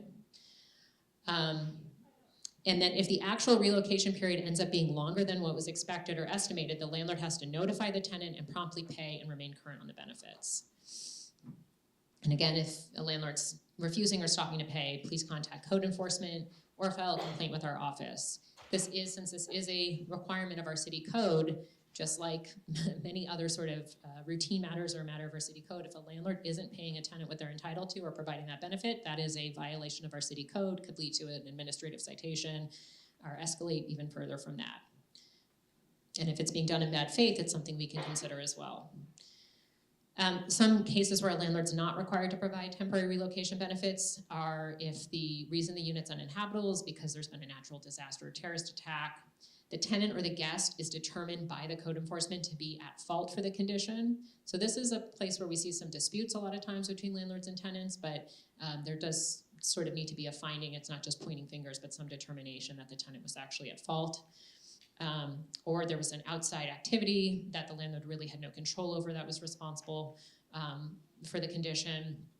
And also if the building's being retrofitted, they may not be required to provide relocation. Also, if the tenant chooses to remain in the unit, sometimes we see this if, for instance, there's no heater, but it's maybe not that cold of a time of year, or a tenant has some other arrangements, they might elect to stay in the unit. In that case, the landlord's not required to provide the relocation benefits. But we also do see situations where a tenant might go back to their unit after being relocated for a few days to get some things. That doesn't count as electing to remain in the unit. And then finally, if a tenant has been relocated to a comparable unit and they do something that gets them evicted from the comparable unit, the landlord can ask the city for approval to say, I don't want to provide relocation benefits anymore, but they're still on the hook and they're still obligated to keep paying or providing those benefits until the city officially releases them. This is something that we see come up sometimes, which is that there are lengthy delays in actually restoring a unit to habitability. And what are the implications for tenant relocations in this situation? So our code provides, and whenever a landlord is ordered to provide relocation to a unit or to a tenant, they're required to promptly remediate the condition. That means pull permits and be diligent in completing the work. If the relocation extends longer than what was anticipated at the time that we went out and inspected the unit, code enforcement, again, please contact code enforcement. They may be able to issue a citation and enforce their relocation order. You may consider contacting the city attorney's office, and this is being done in bad faith. And then one of the new protections that Andrew mentioned is that if the relocation is extended past 6 months, a tenant could elect at that point to actually receive a permanent relocation fee to move out and say, I'm not going to bother trying to go back to my unit. I've been out long enough. I just want to move on. But the important thing is that is the tenant's option. They could elect to continue to be relocated and say, I'm gonna wait until I get back to my unit so I have all of my tenancy rights when I go back. But if they choose not to do that, they could elect to get a permanent relocation fee for a significantly greater amount than the daily per diem temporary relocation fees. One last piece here is just to touch upon reasonable accommodations. Dan mentioned about reasonable accommodations when a tenant wants to move units because maybe they're in an upstairs unit that's not accessible to them. The reasonable accommodations are something we deal with a lot in landlord-tenant issues, and in our office we get a lot of complaints about this, and this is basically a right that all disabled tenants have to request accommodations for their disabilities. So the means and methods plan process generally will address what the construction impacts and reasonable steps to mitigate those impacts will be, but there might be a situation where a tenant requires something more than sort of the base level or the minimum requirement under the law because they have special needs resulting from their disability. Our local ordinance, our housing discrimination ordinance, prohibits discrimination on the basis of disability, as do state and federal laws. And typically this comes up where a tenant who's disabled has requested that the landlord accommodate their disability by making some sort of modification in a policy or a practice to afford that person equal access to enjoy their rental unit. So we might see this come up where a means and method plan says that parking is going to be unavailable for 30 days and tenants are going to have to move their cars a block away while the parking lot is restriped or there's more serious constructions going on there. That might satisfy basic requirements under the means and methods plan, but if there's a tenant who has a specific or more particular need to have parking right there in their building because of a disability, she might request as an accommodation that the landlord maybe alter their construction plan so they continue to leave one parking space available to her, that they arrange for her to have parking closer to the unit as opposed to telling her she needs to just go find parking on the street, or that they assign an employee spot to her. The point about a reasonable accommodation is a tenant can ask for what they think will reasonably accommodate them, and if the landlord can't provide exactly what the tenant's asking for, they still need to engage in the interactive process and try to find a suitable accommodation for the tenant that will accommodate their disabilities. Another example might be, so that's a situation where it's something that the landlord can potentially provide, but it doesn't require a total overhaul of the services they're providing. Another situation might be that if the landlord is planning to do some really loud construction in the building and says, well, we recognize it's going to be really disruptive and bothersome to tenants, so we'll limit it during certain hours. Well, there might be a tenant in the building who has, a sensory processing disorder or some other mental health disability that's really exacerbated by loud noises. And there's really nothing the landlord can do to mitigate and say, we're not going to make any loud noise. In that situation, the only way to accommodate the tenant might be to provide for the tenant's temporary relocation while the landlord is doing these repairs. So while the unit might not be considered uninhabitable for most tenants, it could be necessary to accommodate the tenant in that situation to provide relocation. And so that's something that needs to be considered in every case if a tenant makes a request like this. So if you're a tenant who's in this sort of situation, you can seek assistance from a legal aid organization or a disability rights organization to make a request. And as I mentioned, if a landlord can't immediately provide what the tenant's asking for, they still have to engage in the interactive process to figure out what sort of accommodation they can provide for the tenant. And this might require the landlord to change their construction plans to modify what they had otherwise planned to do in order to accommodate the tenant. And this would, as long as what the tenant is asking them to do or whatever accommodation they land on doesn't constitute an undue burden and wouldn't cause the landlord to undertake anything that would pose a direct threat to any other tenant, that would be something the landlord would be obligated to do. If a landlord refuses to respond to a reasonable accommodation request or refuses to grant a reasonable accommodation after engaging in an interactive process, the tenant can contact the city attorney's office and file a fair housing complaint with us. All right, thank you. So there are also remedies under the rent control law for tenants who are experiencing the impacts of construction. And sometimes one of the big effects of that is the removal of amenities like parking, or if, say, an owner is building an ADU, which we're seeing a lot of these days, it could mean the removal of a garage or a laundry space or a recreation room. And we have two types of petitions that can help in these situations. One is our standard decrease petition. And that process is begun by the tenant giving a notice to the landlord that they would like to have the amenity restored to them. They have to allow the owner 30 days to do that, but if that amenity is not restored, then they can file the petition for rent decrease, and we can temporarily or permanently reduce the rent if the owner doesn't return that amenity. This is similar to the petition that would be filed if a roommate were not allowed. So, but that's our standard decrease petition. We also have something called a construction-related decrease petition, and that can be granted when, first of all, the effects of the construction have to be ongoing. Tenants can't come to us a month or 2 months or 6 months later and say, this is what happened to me. The construction work has to be ongoing. And if a unit is uninhabitable due to construction, that could be a reason. If construction substantially reduces a housing service, including parking, or construction interferes with the tenant's ability to occupy the unit as a residence. We cannot authorize rent decreases for unavoidable construction impacts caused by necessary repair unless the construction is carried out in an unreasonable manner or the construction takes an unreasonably long time to complete. And we have regulations that set the decrease ranges for different issues, and I'll talk about those in a minute. And a difference with the construction-related decrease is that the tenant does not have to notify the owner prior to filing. The process is the tenant would contact the rent control board and explain what's going on, and then we will send a notice to the property owner and to all the tenants on the property saying it appears as if there's ongoing construction that is maybe being done in an unreasonable manner, and tenants can file petitions with us.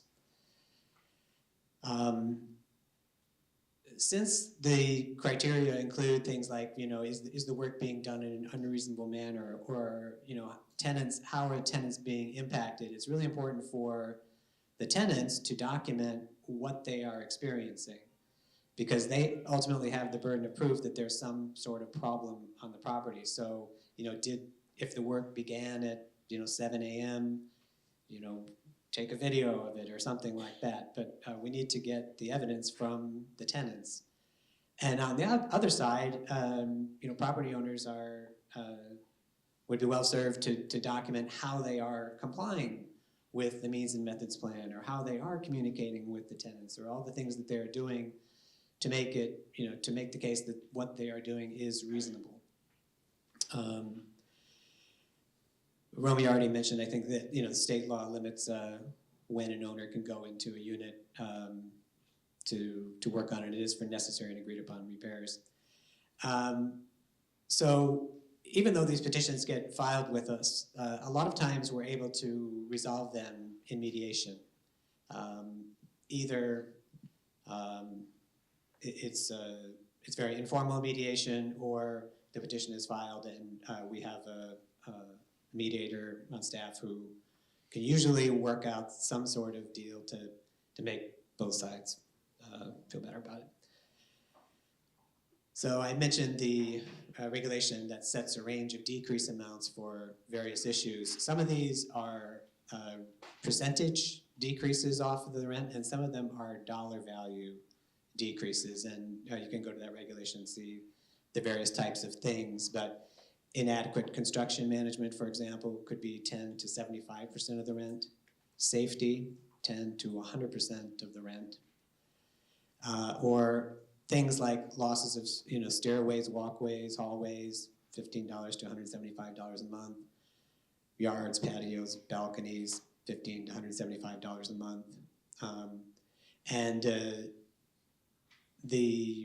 Unlike our standard decrease petition, which will reduce the tenant's rent from their maximum allowable rent, in the case of a construction-related decrease, the reductions are made from the rent that the tenant is actually paying. Sometimes there's a difference. Sometimes tenants aren't paying the actual maximum allowable rent, but they can still get relief through this process. Those decreases go back to when the tenant can show that those impacts began. So with the decrease, the standard decrease petition, the reductions are calculated from the date that the petition is filed. So there's a little bit of difference there. Since we're seeing so many ADUs, I did want to mention that there is a requirement that these units either be registered with us as rent-controlled units or be granted an exemption. So Costa-Hawkins says that all new construction in Santa Monica, and that's everything built since 1979, cannot be rent-controlled except for when a unit is created out of conversion. So if a property owner is redeveloping garages or laundry rooms or things that were rent-controlled space, then that newly created unit is not considered new construction. It's considered a unit that's created out of conversion, and it does have to be registered with rent control. And then if an owner wants to have a unit that was not created out of conversion designated as exempt, then they do also have to file a new construction exemption with the Rent Control Board. I think that brings us to our Q&A section. Just give us a second. We'll set up here on stage, and then we're happy to take all your questions. So Bridget, who checked everyone in, she has a microphone here. And if you'd like to ask a question, you can line up. Hi, how are you? I really enjoyed your presentation. Two-parted question. If, let's say there are two roommates, they live in a rent-controlled apartment. Initially, the two roommates had a set of vanilla requirements, like 720 FICO score, income being 2.5 times the rent, the traditional standard, you know. If the new roommate, let's say, has a no credit, can the landlord deny the replacement of the tenant because they don't meet the checklist requirements that's given to all?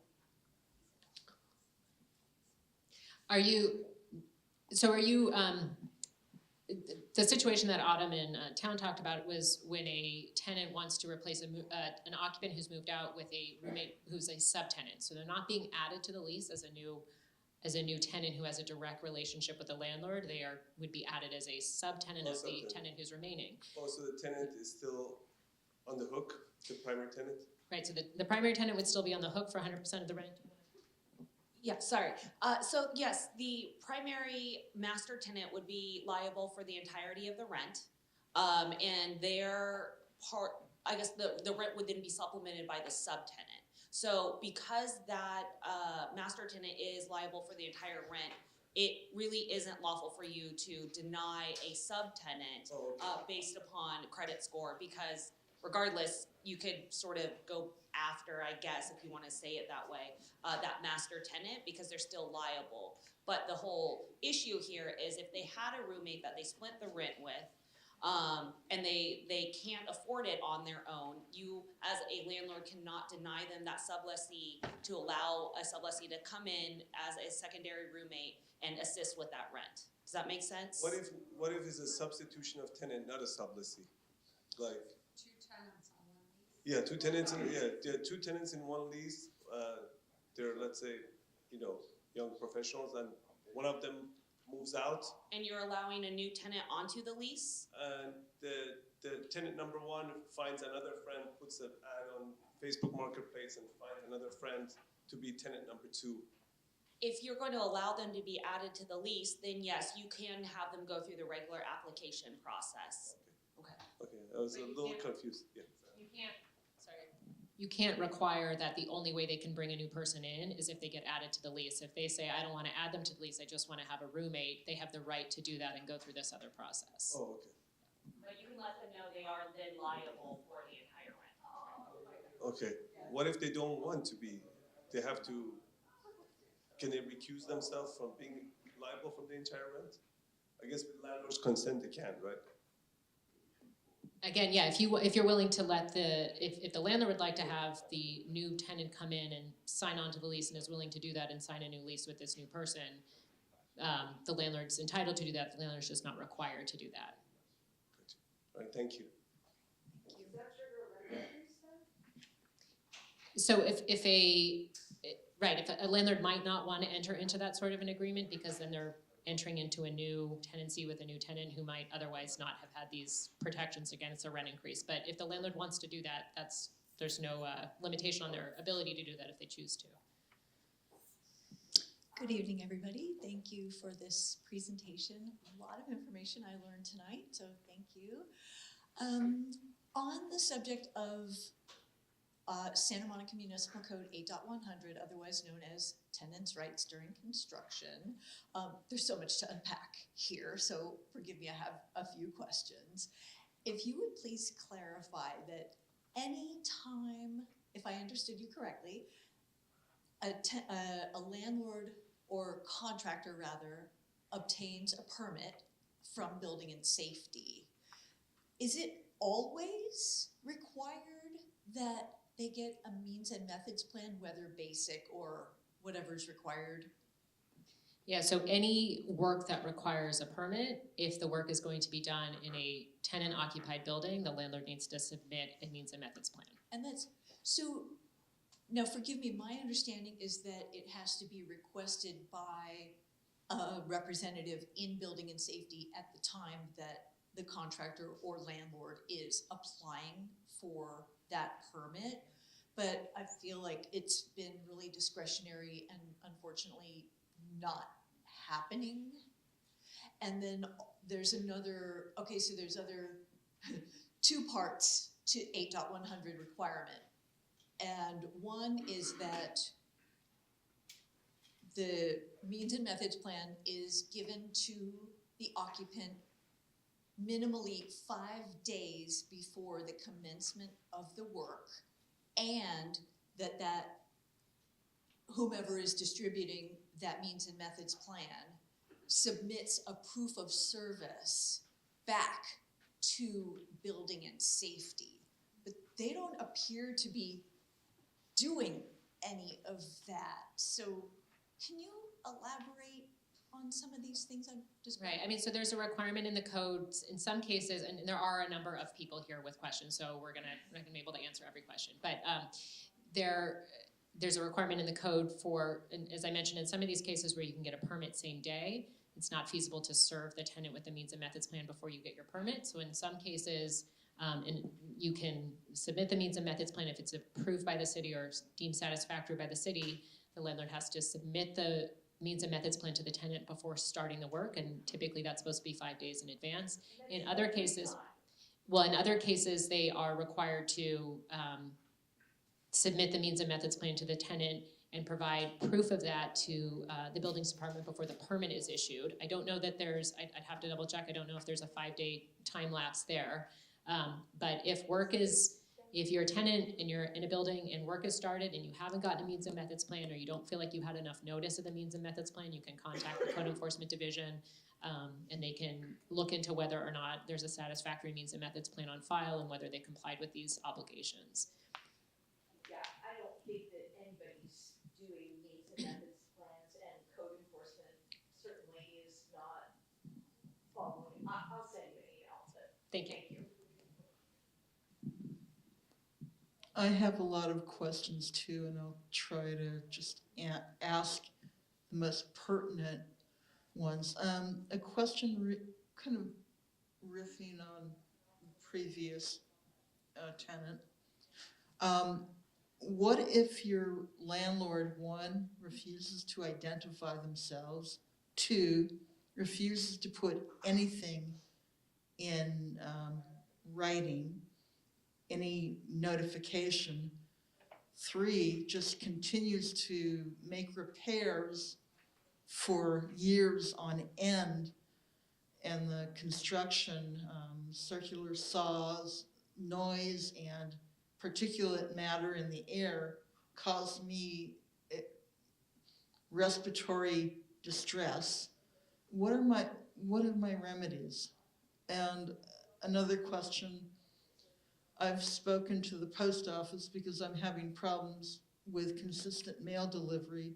I believe that either the landlord or members of the family that are part of the family trust that own the building, and or the construction workers access my mail, tamper with my mail. I was told by the post office, by a supervisor, that my landlord is supposed to, is required by law to provide me with a secure mailbox. And I just have a mailbox that, you know, flips open. So I'll limit my questions to that. I'll answer this briefly, but I can turn it over in case anyone has anything to add. I mean, so generally there's a requirement under the civil code, which isn't one of the things we talked about tonight, that a landlord is required to provide information to a tenant, providing their contact information for the owner and any management company. This is something that needs to be provided even if a tenant doesn't have a written lease. Whenever there's a change in ownership or a change in management, it's supposed to be provided within a certain period of time, and the tenant has the right to request this information or a copy of their lease if they would like that. I think it's once per year. So if you've done that and you're not getting that and you're getting a lot of pushback, it sounds like some of the things you're describing could potentially constitute tenant harassment if it appears that this is being done in bad faith. And that means really for the purpose of actually harassing or annoying or really trying to drive a tenant out. So not simply because the landlord wants to just make repairs or because they're being negligent, but because they're actually doing it to bother a tenant and make it difficult for the tenant to live in the unit. I would say if they're doing, unending construction work, that seems maybe the construction should have a permit. If it doesn't have a permit, you can certainly contact the city and make a complaint for work being done without a permit. If a permit's required, the city could order that the work stop until the landlord goes through the permitting process, which would require them to do this means and methods plan. If it's work that's just been going on end and it doesn't seem like there's a legitimate reason to do it other than to bother tenants, again, that could be a potential basis for a tenant harassment claim. I would say as to the mailbox issue, again, if this is something the landlord's on notice of, that under federal law they need to be providing this to you, they're on notice and they haven't been doing that, and it doesn't seem like they have a legitimate reason to do that other than to make things difficult for you, that could potentially be a tenant harassment issue as well. So if you have further questions about this, you should feel free to file a complaint with our office so we can look into these sorts of issues. You wouldn't have anything else to add? You mentioned the respiratory condition. Again, if you have a condition that's exacerbated by construction, you can request a reasonable accommodation. If in order to enjoy your dwelling like anyone else, you would need sort of different way for them to do the construction or perhaps even to be relocated. So. There's also informed delivery for the for that, see what your mail is coming to you before you get it. Thank you. Hi, if a tenant has a 2-bedroom unit and wants to rent out one of the units for Airbnb, but calls it a roommate situation, number one, are they permitted to do it with or without the city license? Number two, is the roommate required to fall under the 1-year rule of minimum length of tenancy, even though in fact it's an Airbnb situation? Secondly, of two things, if an elderly tenant brings an adult child to be a caregiver, the caregiver signs the caregiver agreement that the rent board has, and the primary tenant passes away. How does the authorities, the city attorney's office, look on the situation as to whether this is a relative in the unit or a caregiver in the unit? I can talk a little bit as to the Airbnb short-term rental situation. That is not lawful to do if they do not have the home sharing license. They don't have the what? home sharing license. That is the short-term rental license that they must have through the city in order to do that type of Airbnb.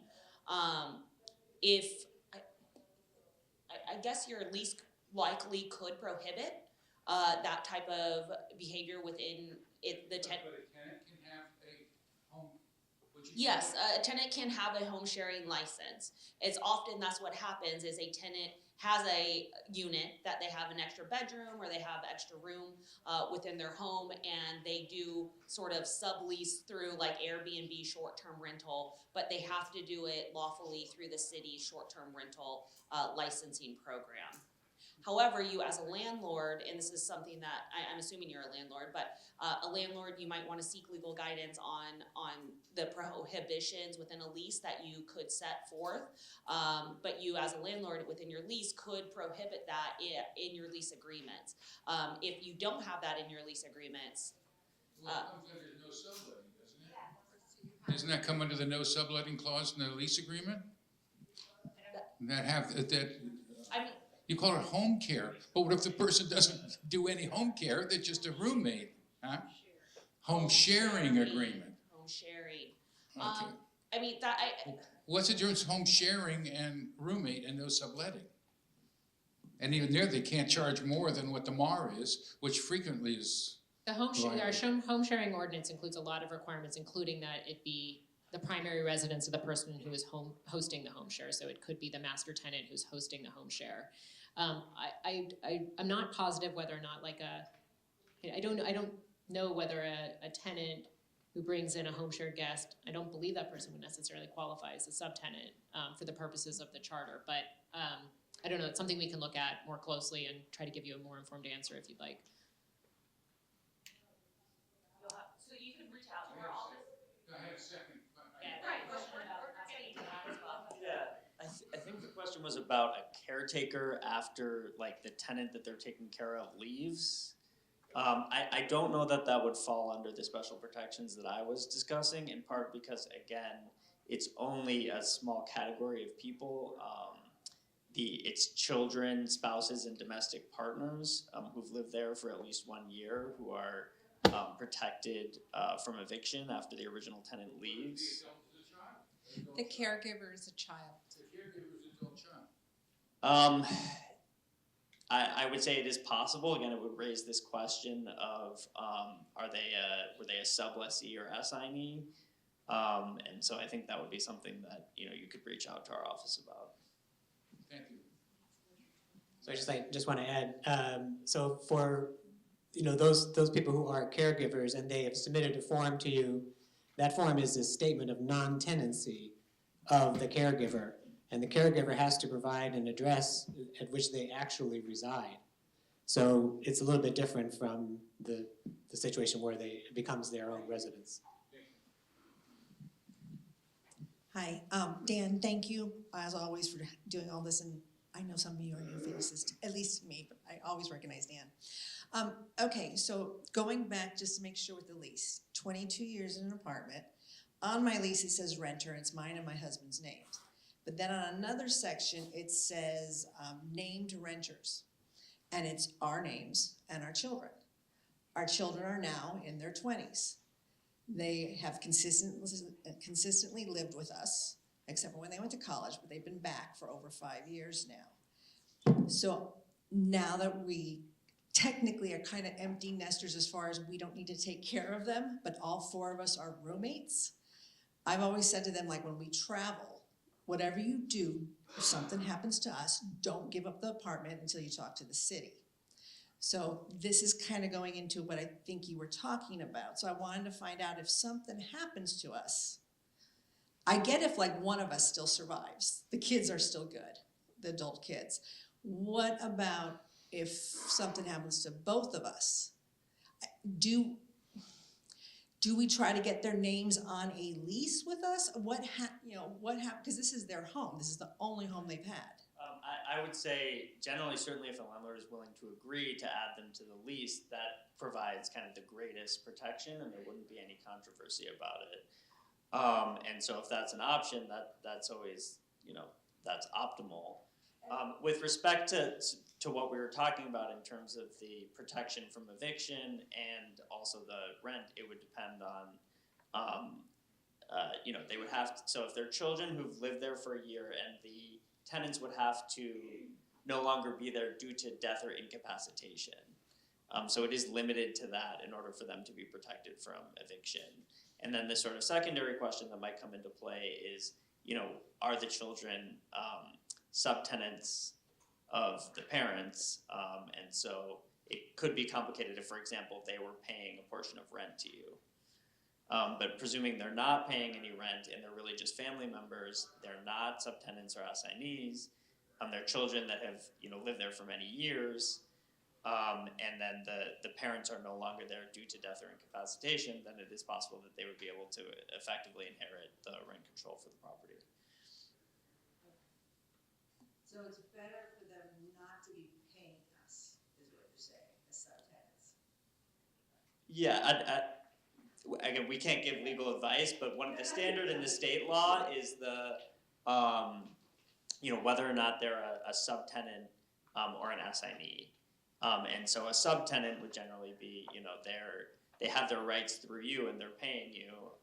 And if an adult child is paying a parent, then they could very well be considered a subtenant that has their right, through that rental agreement that they have with the tenant who's a tenant on the lease.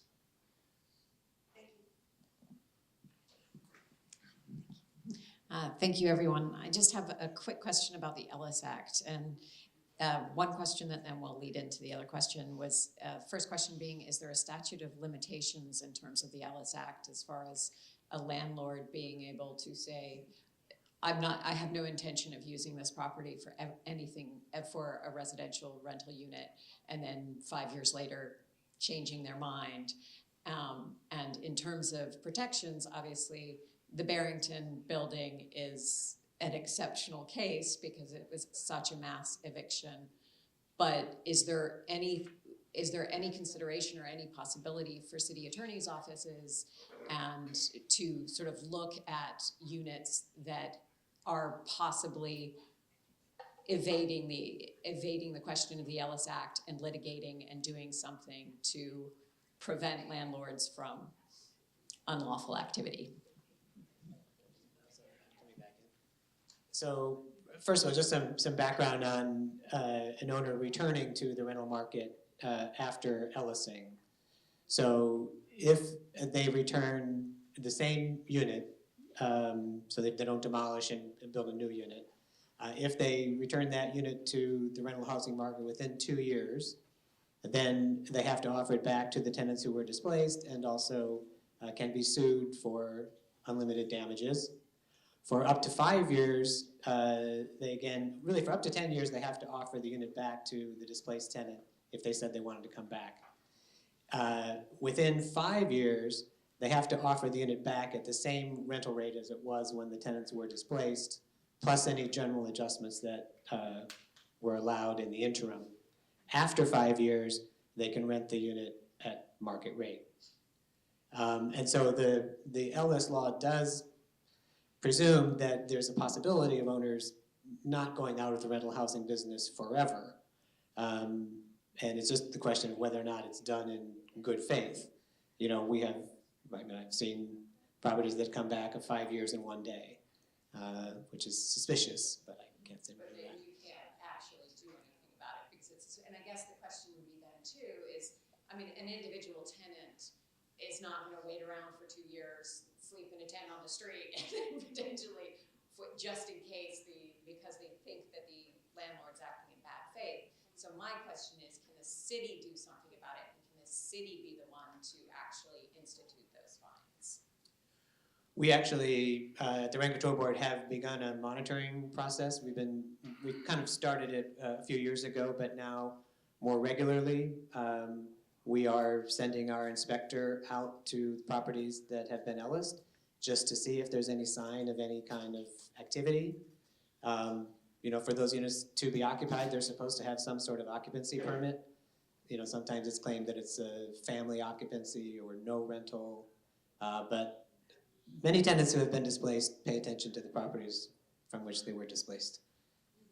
I'll also just add that it is potentially something that the city would enforce if it's a Barrington Plaza type situation, even if it's on a smaller scale. That is something that the city potentially could bring a lawsuit over. Thank you very much. Hello, thank you. My question is, if the apartment building is sold, what are the rights of the renters? And the deposit and...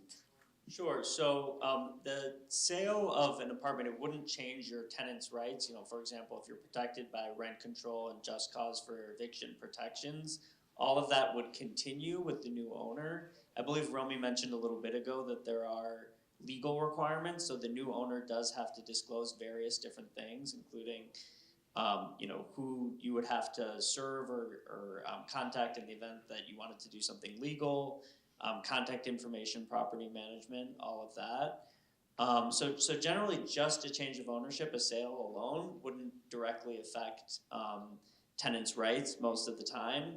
Often because it's a change of ownership, other things may happen, or we often see, you know, trying to get long-term rent control tenants out and that sort of thing. But just a change of ownership, that shouldn't directly affect tenants' rights. Sure. And sort of related to that, a lot of times when a new owner comes in, especially where there's long-term tenants who have either no written lease, or they have an oral lease, or they have an old one-page lease, sometimes a new owner will ask tenants to sign new leases, or say, you know, if you don't sign this, then you don't have a tenancy, and that's not true.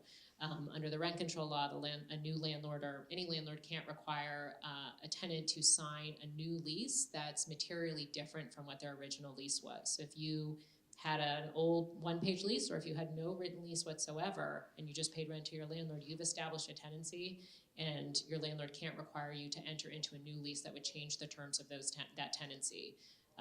If they were to try to evict you for not doing that, you have a defense to that, which is that this new lease is totally different from my old lease, and I can't be required to sign a new lease. And then the deposit would still, let's say, after a few years with the new owner, so if we decide to leave, so the deposit still should be valid, right? But the deposit is still it's still your money, but it's still being held by the owner. Yeah, transfers. Okay, thank you so much. Yeah. Can I just ask one follow-up on that? So if there's an original lease, the subsequent lease can't change the terms? A landlord can't require a tenant to sign a new lease. After the initial lease is expired, a landlord can't require a tenant to sign a new lease that includes materially different terms than were in the initial lease. Sometimes tenants do sign them, but they're not legally required to do that. Hi, I have a question, a few different ones. I've had experience with mold. I actually had a lawsuit. In Los Angeles, we don't really have protection from mold. It's sort of what I found out. They can say they're painting over it, and that's legal. Is that right?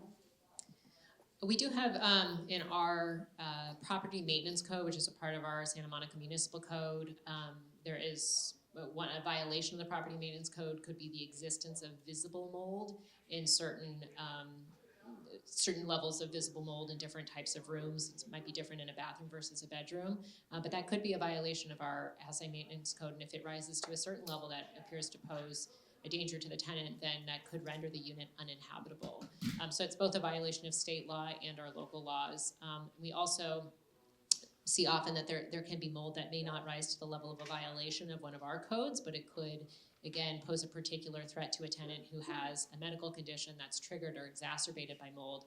And that's another situation where a tenant might request as a reasonable accommodation for their disabilities that the landlord properly remediate the mold, maybe even relocate the tenant while that's going on. So that would be sort of invoking their rights under disability law, even if it's not a violation of state or local law. Yeah, but the problem is, unless you have disability or something really extreme proof from a doctor, you could be living with mold and like 10 years later have something very extreme. So it's a very big gray area. And you mentioned the outside, I forget how you termed it, the outside molds. You know, there's a problem. It has to be visible. I'm talking about a closet that I smell mold. It's strong. It's right next to the bathroom. And right now, I've been living under like this deprivation head. Like I'm taking the things out of the closet that can be washed, and I have very good things in the closet for, it's been going on 2 years now, that I don't touch because it's like my untouchable. I don't know how dangerous it is. I know it really smells, and I don't know what to do really. And I've had a situation in another place, and it turns out that we really didn't have any protection. And the only time a lawyer wants to hear about it is if you're deadly sick or something. You have real strong medical bills. Yeah, I mean, this mold is a very challenging issue to figure out how to deal with, in part because it's just very hard to, the science is a little bit unclear about when you quantify when mold is dangerous, and how to measure mold properly. But if there is visible mold, then it could, as I said, could be a violation of our code. If there's not visible mold, but you suspect there might be mold, and you think you might be having some sort of health issue related to that, then you may want to speak with a doctor about supporting a reasonable accommodation request to do a test for mold, to remediate for mold. Making a reasonable accommodation request to your landlord to test for mold or remediate for mold, even if it's not visible, but you think if you're having some sort of health issue that's related to that. Yeah, that's all very vague. Some sort of health issue related to that. You know, then again, It's challenging to show the gray area. And I spoke to my landlord, and she said, "I don't have mold." She got very defensive. And she said, "I don't have mold in the building." And other tenants have, but you know, it's just there's really it's a very gray area for both sides of the coin, right? So I just wanted to check in. There's no other additional Do you have loss. anything else to, I mean, I would just say if you do making a reasonable accommodation request also doesn't have to be like it doesn't have to be, sometimes it's a big word and it can sound intimidating and you're using disability law, but it's a simple request to a landlord to accommodate a health condition, and disability is very broadly defined. And if a landlord doesn't enter into some sort of process with you to try to figure out maybe how they can accommodate your disability, that can be discrimination. You can file a complaint with our office. You can seek some assistance from a disability rights organization as well if they are just refusing to engage with you. If they just say, "I don't have mold, I'm not going to talk to you about it," that might be refusing to engage in the interactive process. Yeah, but I don't have a disability, to tell you the truth. I'm at the moment, you know, there are things, you know, physically, but I can't, you know, related. Could be anything, and it could be nothing. Okay, so this is really just a very, very gray area. I also have another question. I have two more, but with the owner's written approval, can anything like can that override all the laws about sub-renting and everything? If you have written owner approval, can you to rent it out or to charge more? Blah blah blah. Is that legal? What do you mean by charge more? Well, if you become a master tenant and you sublease to another individual, you still are obligated to meet the MAR and to rent out the combined rent, the rent that you're paying cannot exceed the MAR. So I don't fully understand. If your landlord is giving you permission to rent out your roommate and acknowledges that roommate,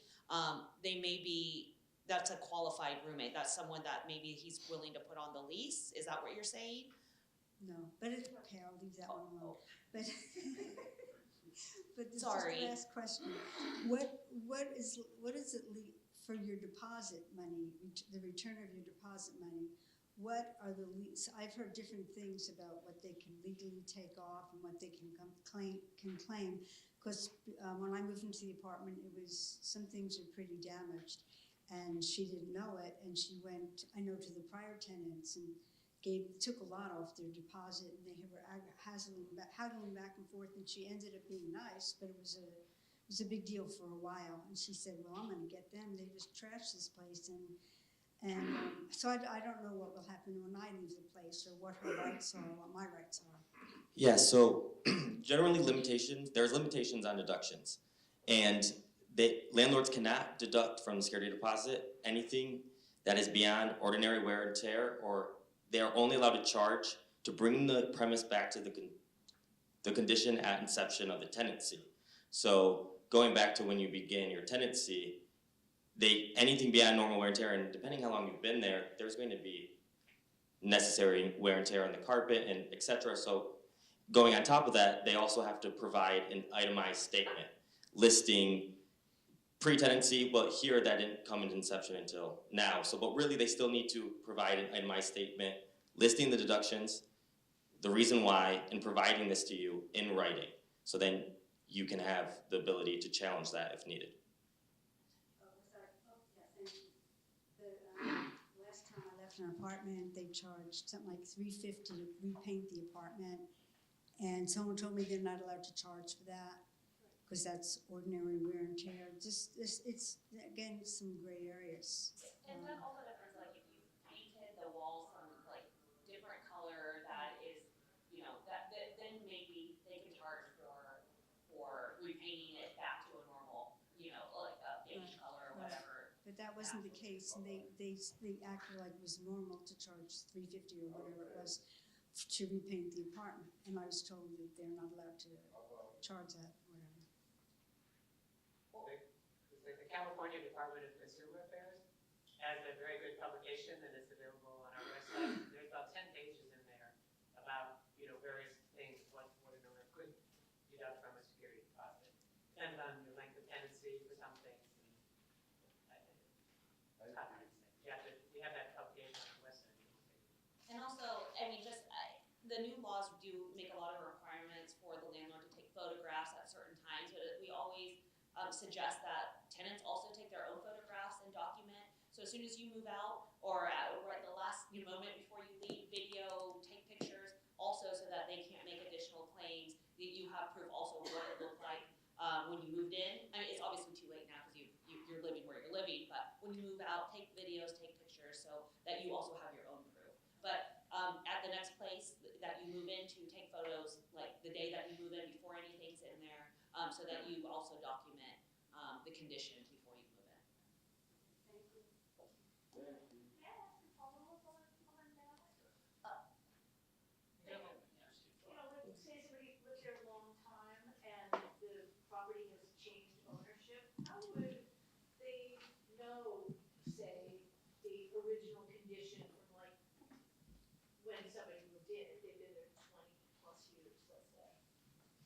I mean, I think it goes back to just sort of looking at like normal wear and tear, that type of thing. If you've been there 20 years, I mean, obviously there's going to be wear and tear. I think there's like really noticeable damage, like holes in walls or doors, or just, you know, I think they need to be reasonable and consider those types of things.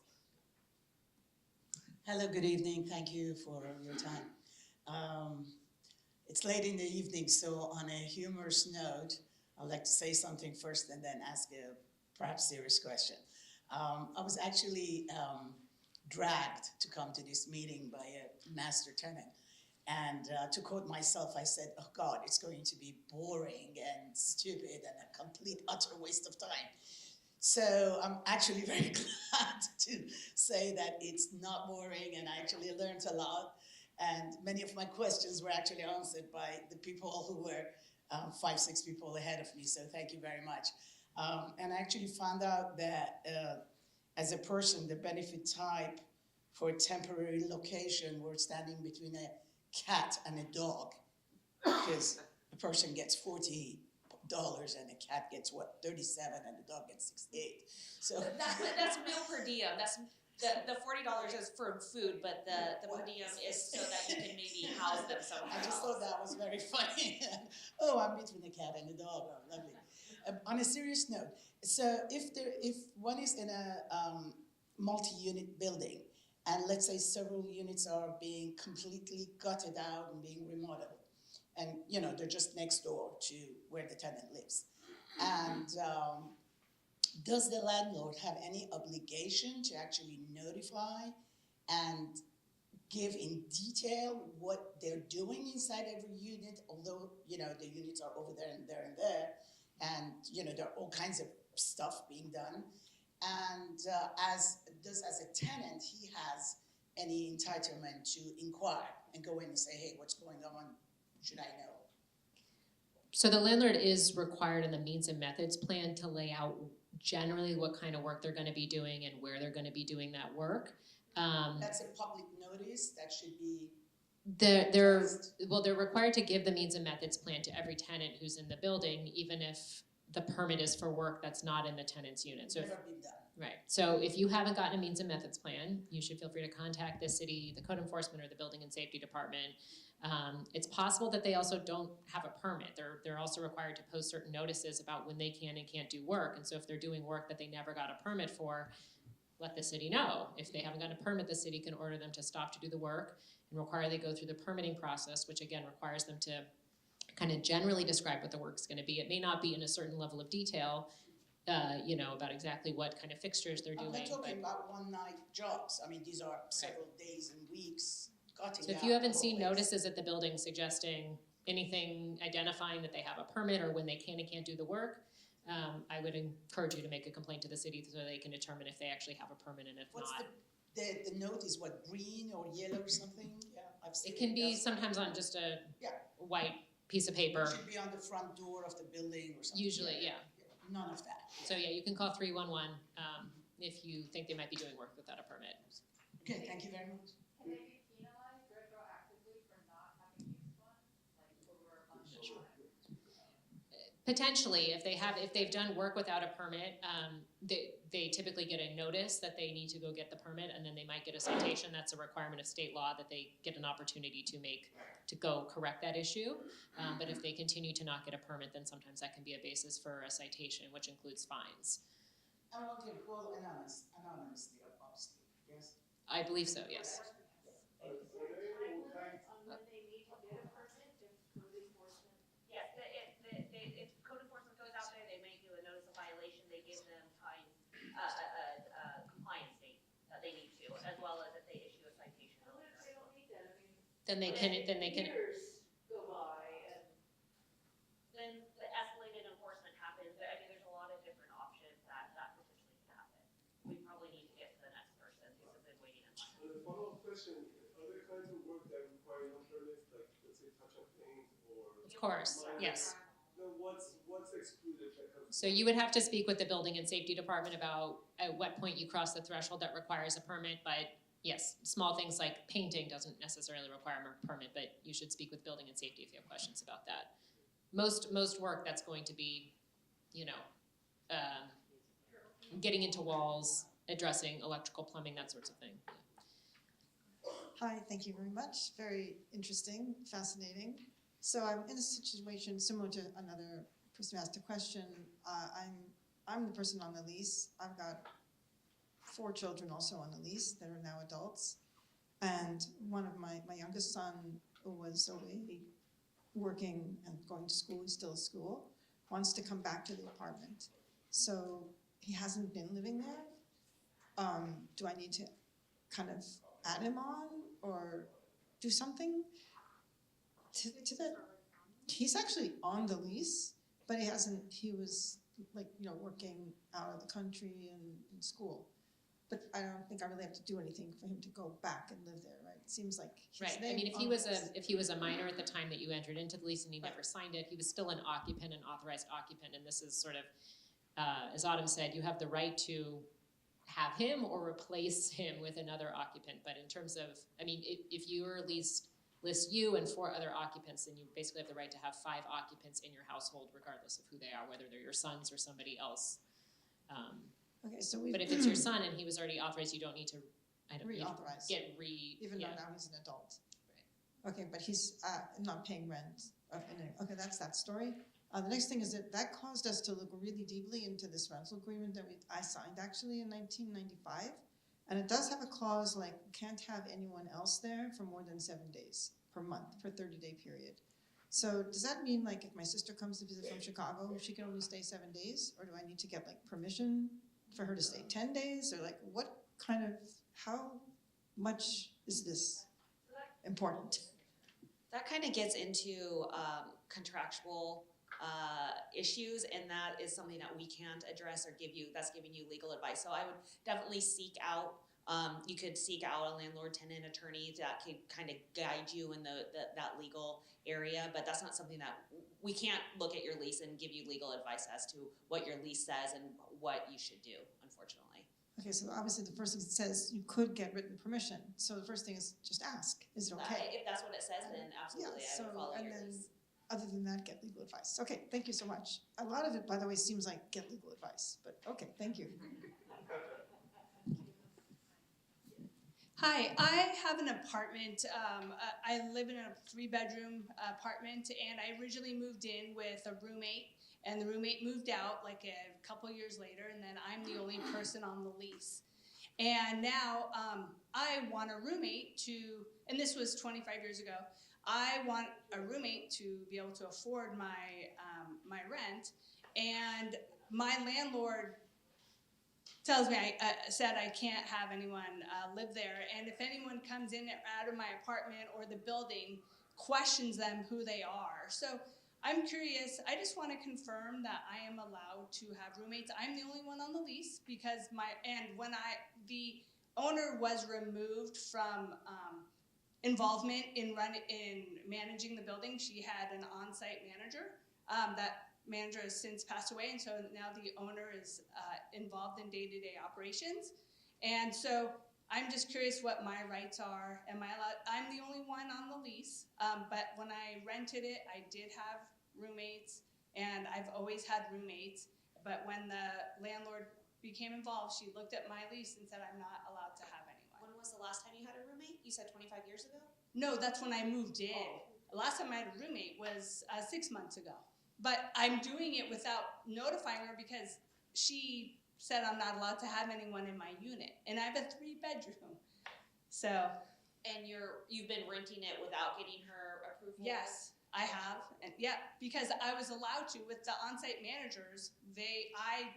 I just was the person in charge of my unit. And I've always have had roommates for 25 years. I think it kind of goes back, I mean, I think that was a great luxury that on-site manager was so fluid with you and it gave you that ability to do that. But in order for the charter and for this municipal code to sort of protect you, you do have to follow those 3 criteria. The issue though of if they were never it's a little bit of a different issue because you've always been on the lease. And so for the charter and sublease thing that I was talking about it's a 1-for-1 switch, but that roommate that moved out was someone that was on the lease and was allowed to be there. So this situation is quite different. I mean, you could have a lease that, again, lists, as I think some of these other people have mentioned, there's kind of one named tenant, but it contemplates there's going to be multiple occupants. It explicitly authorizes there to be more occupants than the tenant because they might authorize you to have a subletter.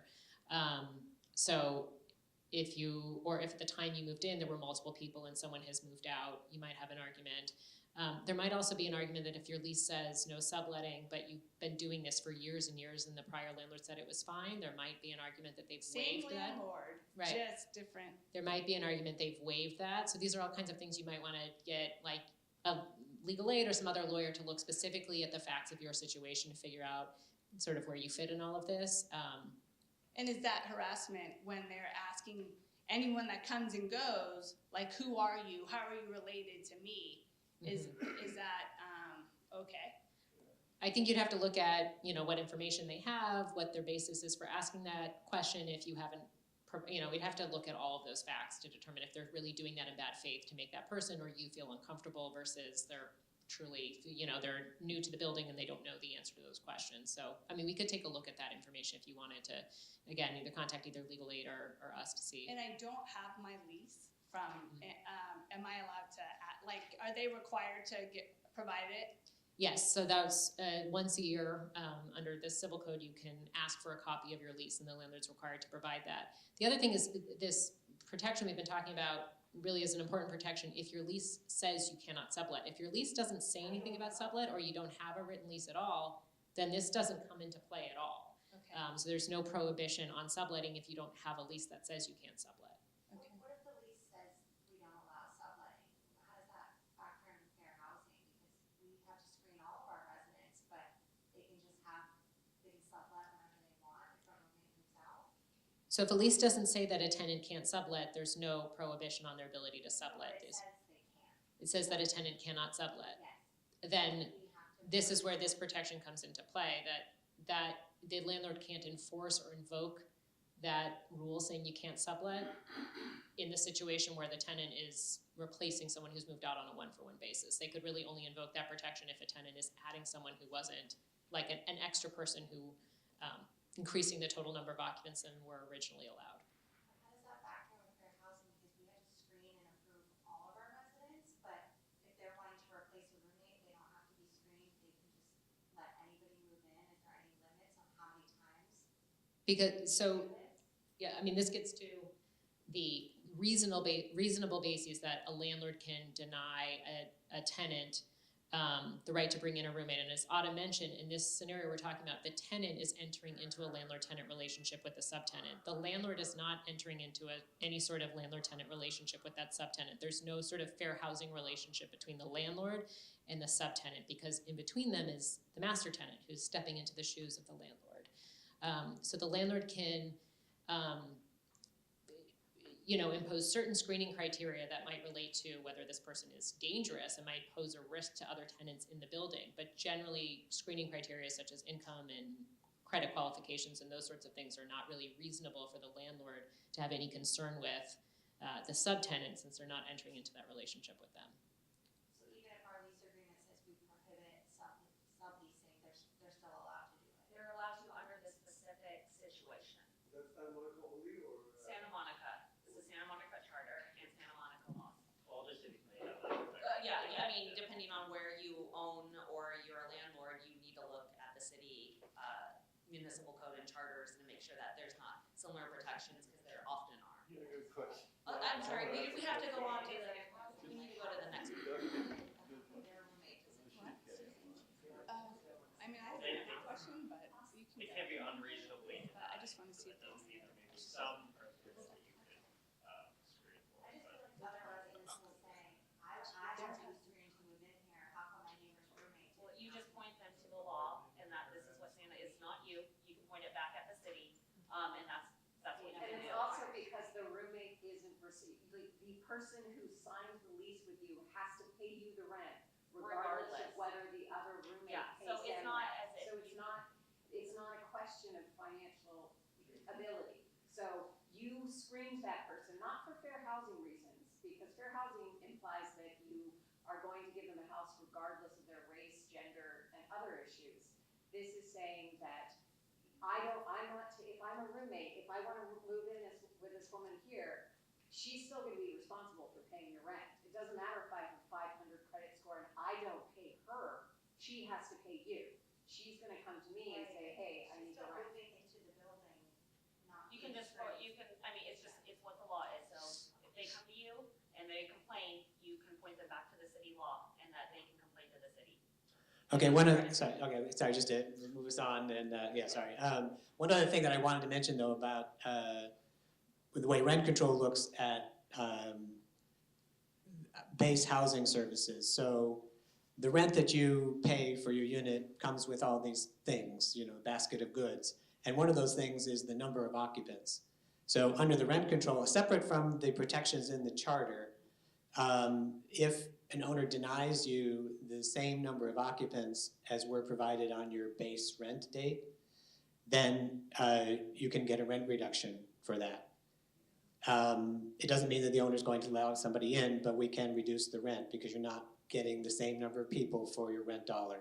The base date depends on whether or not you moved in before January 1st, 99 or after. I moved in April '99, so right after. Okay, so then it went up to fair as many market value. people that were in your unit in 1999 There were are 3. protected, and you can get a rent reduction if the owner refuses you that many people. Okay, thank you so much. Give a You guys have 30-day been notice. amazing, and thank you for staying late.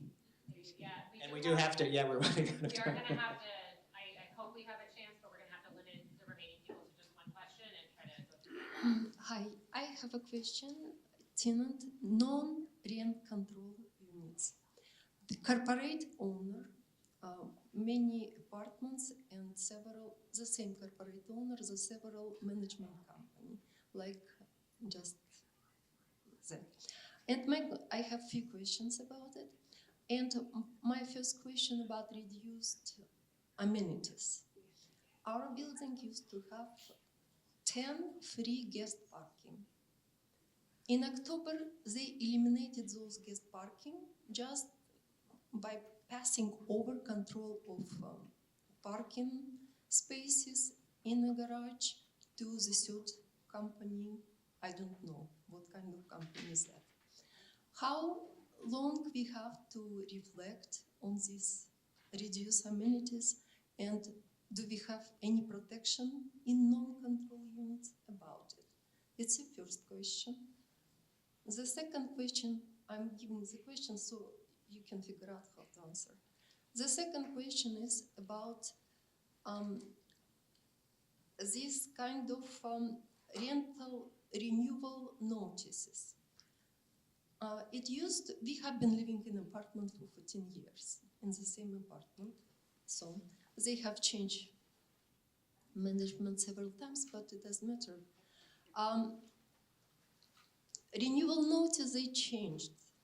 Before it was options for people, for renters to pick up 1 month, 6 months, 11, 12 months and something. Right now there is no 12 months. There is only 13 months or 6 months.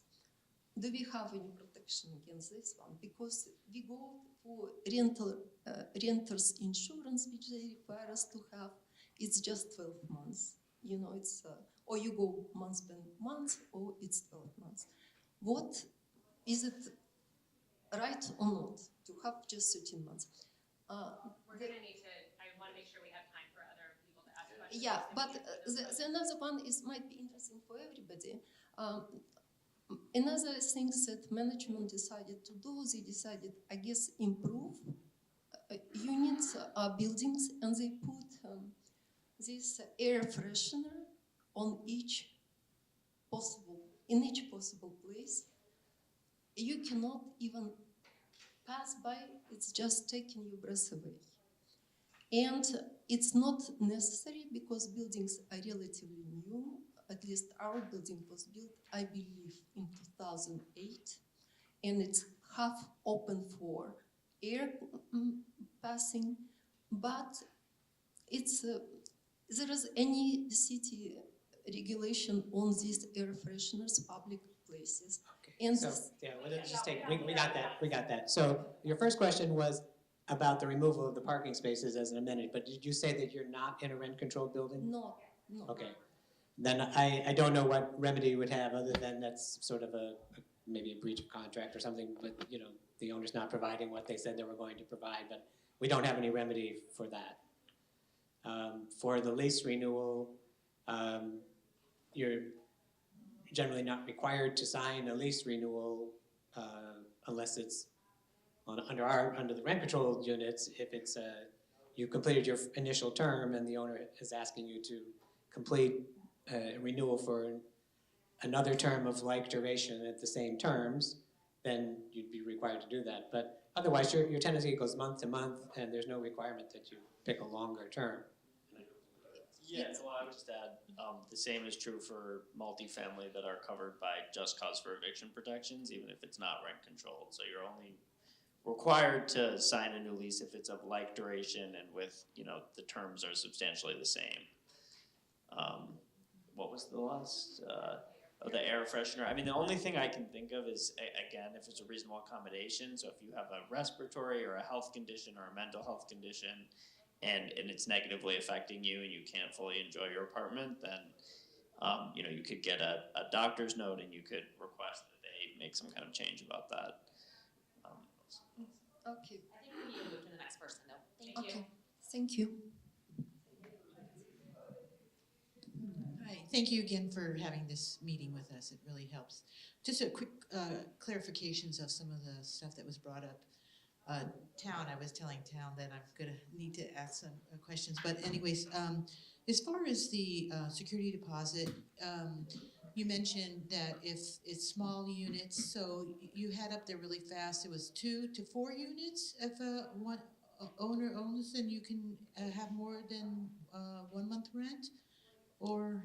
So, yeah, there is an exception for small scale landlords. Generally, it's the security deposit can't exceed 1 month's rent. However, landlord may request up to 2 months' rent if the landlord is a natural person or if the limited liability corporation is, their members are all natural persons. The landlord owns no more than 2 residential rental properties, and then comprising of no more than 4 units. It gets into the weeds a little bit, so it gets a little confusing, but I don't understand that. But two units to 4 units, I don't understand what you're saying. no more than 2 residential rental properties, so okay. 2 different buildings. Different properties, I got it, and 4 units. Okay, Correct. that answered that question, thank you. Okay, and then as far as the screening fee, if you don't charge a screening fee, but you charge a fee for credit check, that's different than this Civil Code 1950.8? It's 1950.6, but Oh, 6, I'm sorry. no. It's my understanding that for the credit, if you're doing a screening and it goes into your credit, it's the same screening fee. It's the same. So when a tenant applies, you want to screen them to see their credit. So I don't understand what you're saying, that how do you give it back when you're charged from, you hire a company to do a credit check. So how do you give this money back to them when you're paying? Or actually, I think the way that we do it is like we just give them the information and then they contact the screening company and they pay whatever the fee is, $40 or whatever, to get the screening. So how would you have to give that back to them if they didn't meet your criteria? So if they're doing a credit check on you and there's a fee, so in that screening fee, if it includes the credit, and let's say they take you pay them, they take it, but they've already agreed for someone else to have the unit, or the unit isn't even available, they are required to return that to you. That is part of the elements, so that's unconsidered application. Okay. And then they're allowed to charge this application screening fee only if it's compliant under the application screening process and in the order it's received, so still going to the refunds for the unconsidered application. Okay, so I'm the owner, so again, if a tenant wants to apply, then I'm gonna ask them to go ahead and pay money to the screening company, and then see again if they meet my criteria. If they don't, then the money, they've paid it directly to the screening company or credit company. I don't charge any additional fees that go in my pocket, so that's not gonna be an issue. I'm kind of confused about the difference between the screening and the credit. You're saying it's one. I mean, this generally applies to landlords who are doing the screenings, and basically you can't collect money for a screening that you don't do. Okay, If so you're not doing the screening, you have to refund the tenant. I don't know specifically. I see. So basically, you just want to make sure that they're not just making money off of. Exactly. You're Okay. trying to make a profit. Okay, that's fine. Okay, and then Romy, you were saying about housing somebody else. You don't have to do that if it's a natural disaster. Is earthquake considered a natural disaster? I believe so, yes. Okay, okay. Thank you very much. I have a question about pets. How many, let's say example, cats can a tenant have? How many? Yeah. There's no limit under our law about the number of cats or dogs that someone can have in their home, but this might be set forward in a lease.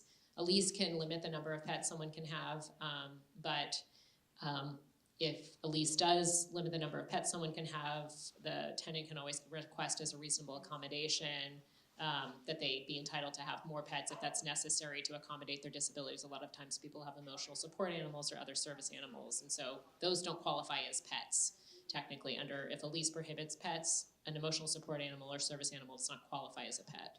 Some kind of pet, so they're down there, so a person can have 5 cats in an apartment. There's no limit in Santa Monica law on the number of cats you can have in a house. How about if you have a no pet clause, but then the effort is a cat, and then they were allowed pets then because of the There was a, we had various eviction moratoriums during the pandemic that said you can't evict someone because they brought in a pet. Those moratoriums have lifted, so if someone's still in violation, then you might need to go through the process to give them notice and an opportunity to address that problem. If you need them to remove the pet, if they're in violation of the lease. I just want to jump in. I see we have 2 more questioners, so we're going to cap I was gonna add this, if you add a pet, it was not originally provided, you can possibly increase the rent for tenants who moved in after 1199. So you can contact the rent control board when you talk to you about that. It's a mutual agreement with the tenant though. Go ahead, sir. Yes, good evening. Just as a homeowner, if you were to lease your property, let's say a few years go by and you want to move back into your property. Single family home, or condo.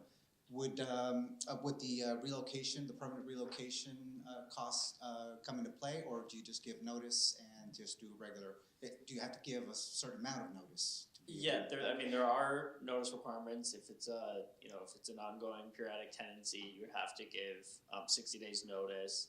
Generally, the permanent relocation is triggered by certain no-fault evictions under the Santa Monica protections, and those generally only apply to rent-controlled units and to just cause units, multifamily units.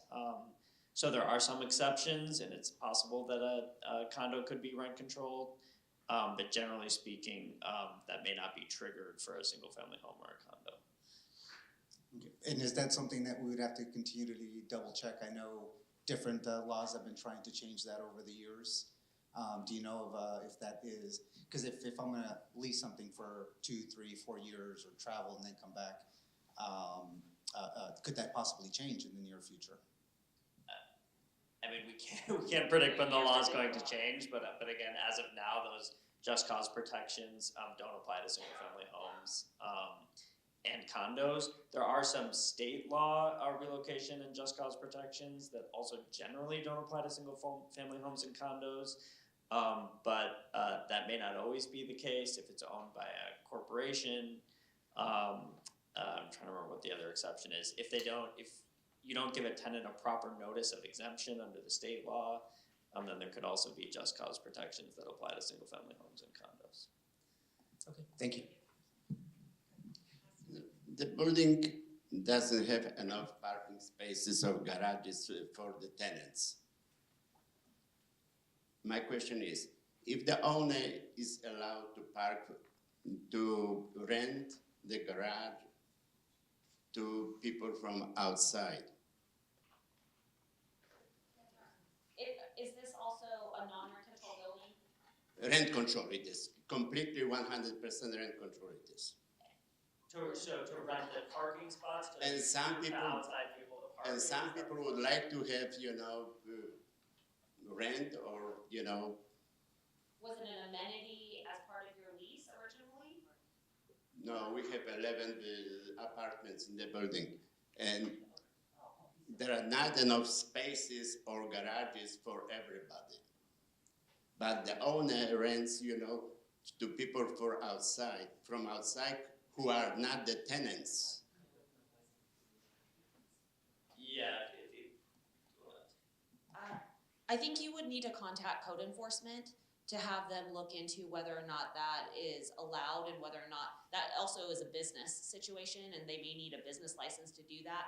But in terms of whether or not certain tenants aren't getting parking spaces but they would like them, I think it goes back to their lease agreement and what amenities are a part of their lease even under rent control. So if a parking spot is not part of their lease or they have not renegotiated to get a parking spot, they're not necessarily entitled to a parking spot. No, but my question was if the owner is allowed to to rent it to the people who are not the tenants.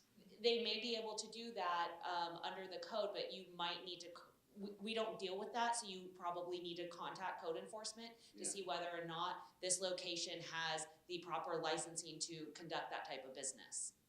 Okay. The landlord has to get a business license to be in the business of renting to residential tenants.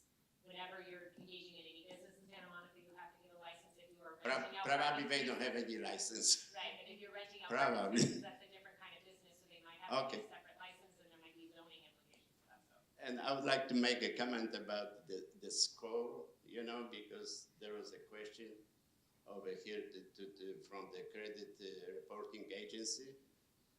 At Experian, it is free every 7 days. Everybody can get the whole credit. The experience is the best. Two other credit reporting agencies, they always are obligated to give, free credit report every 7 days. You mentioned a reusable credit report. Does it stay reusable? Does it stay, what's the time? They had it 2 years ago versus now, or does that? I'm sorry, I'm calling you after this, town, and he looks like a neighbor to me, because I keep. Well, that's actually really ironic. So I would have to look to see what the actual time limit for reusable credit reports. I just know that landlords are required to accept them, and they can't. If they do accept, not required, sorry, but if they do accept a reusable tenant screening reports, they can't charge because you've already paid that fee. But I don't recall what the existing law says as to the time limitation on those, how long it lasts for.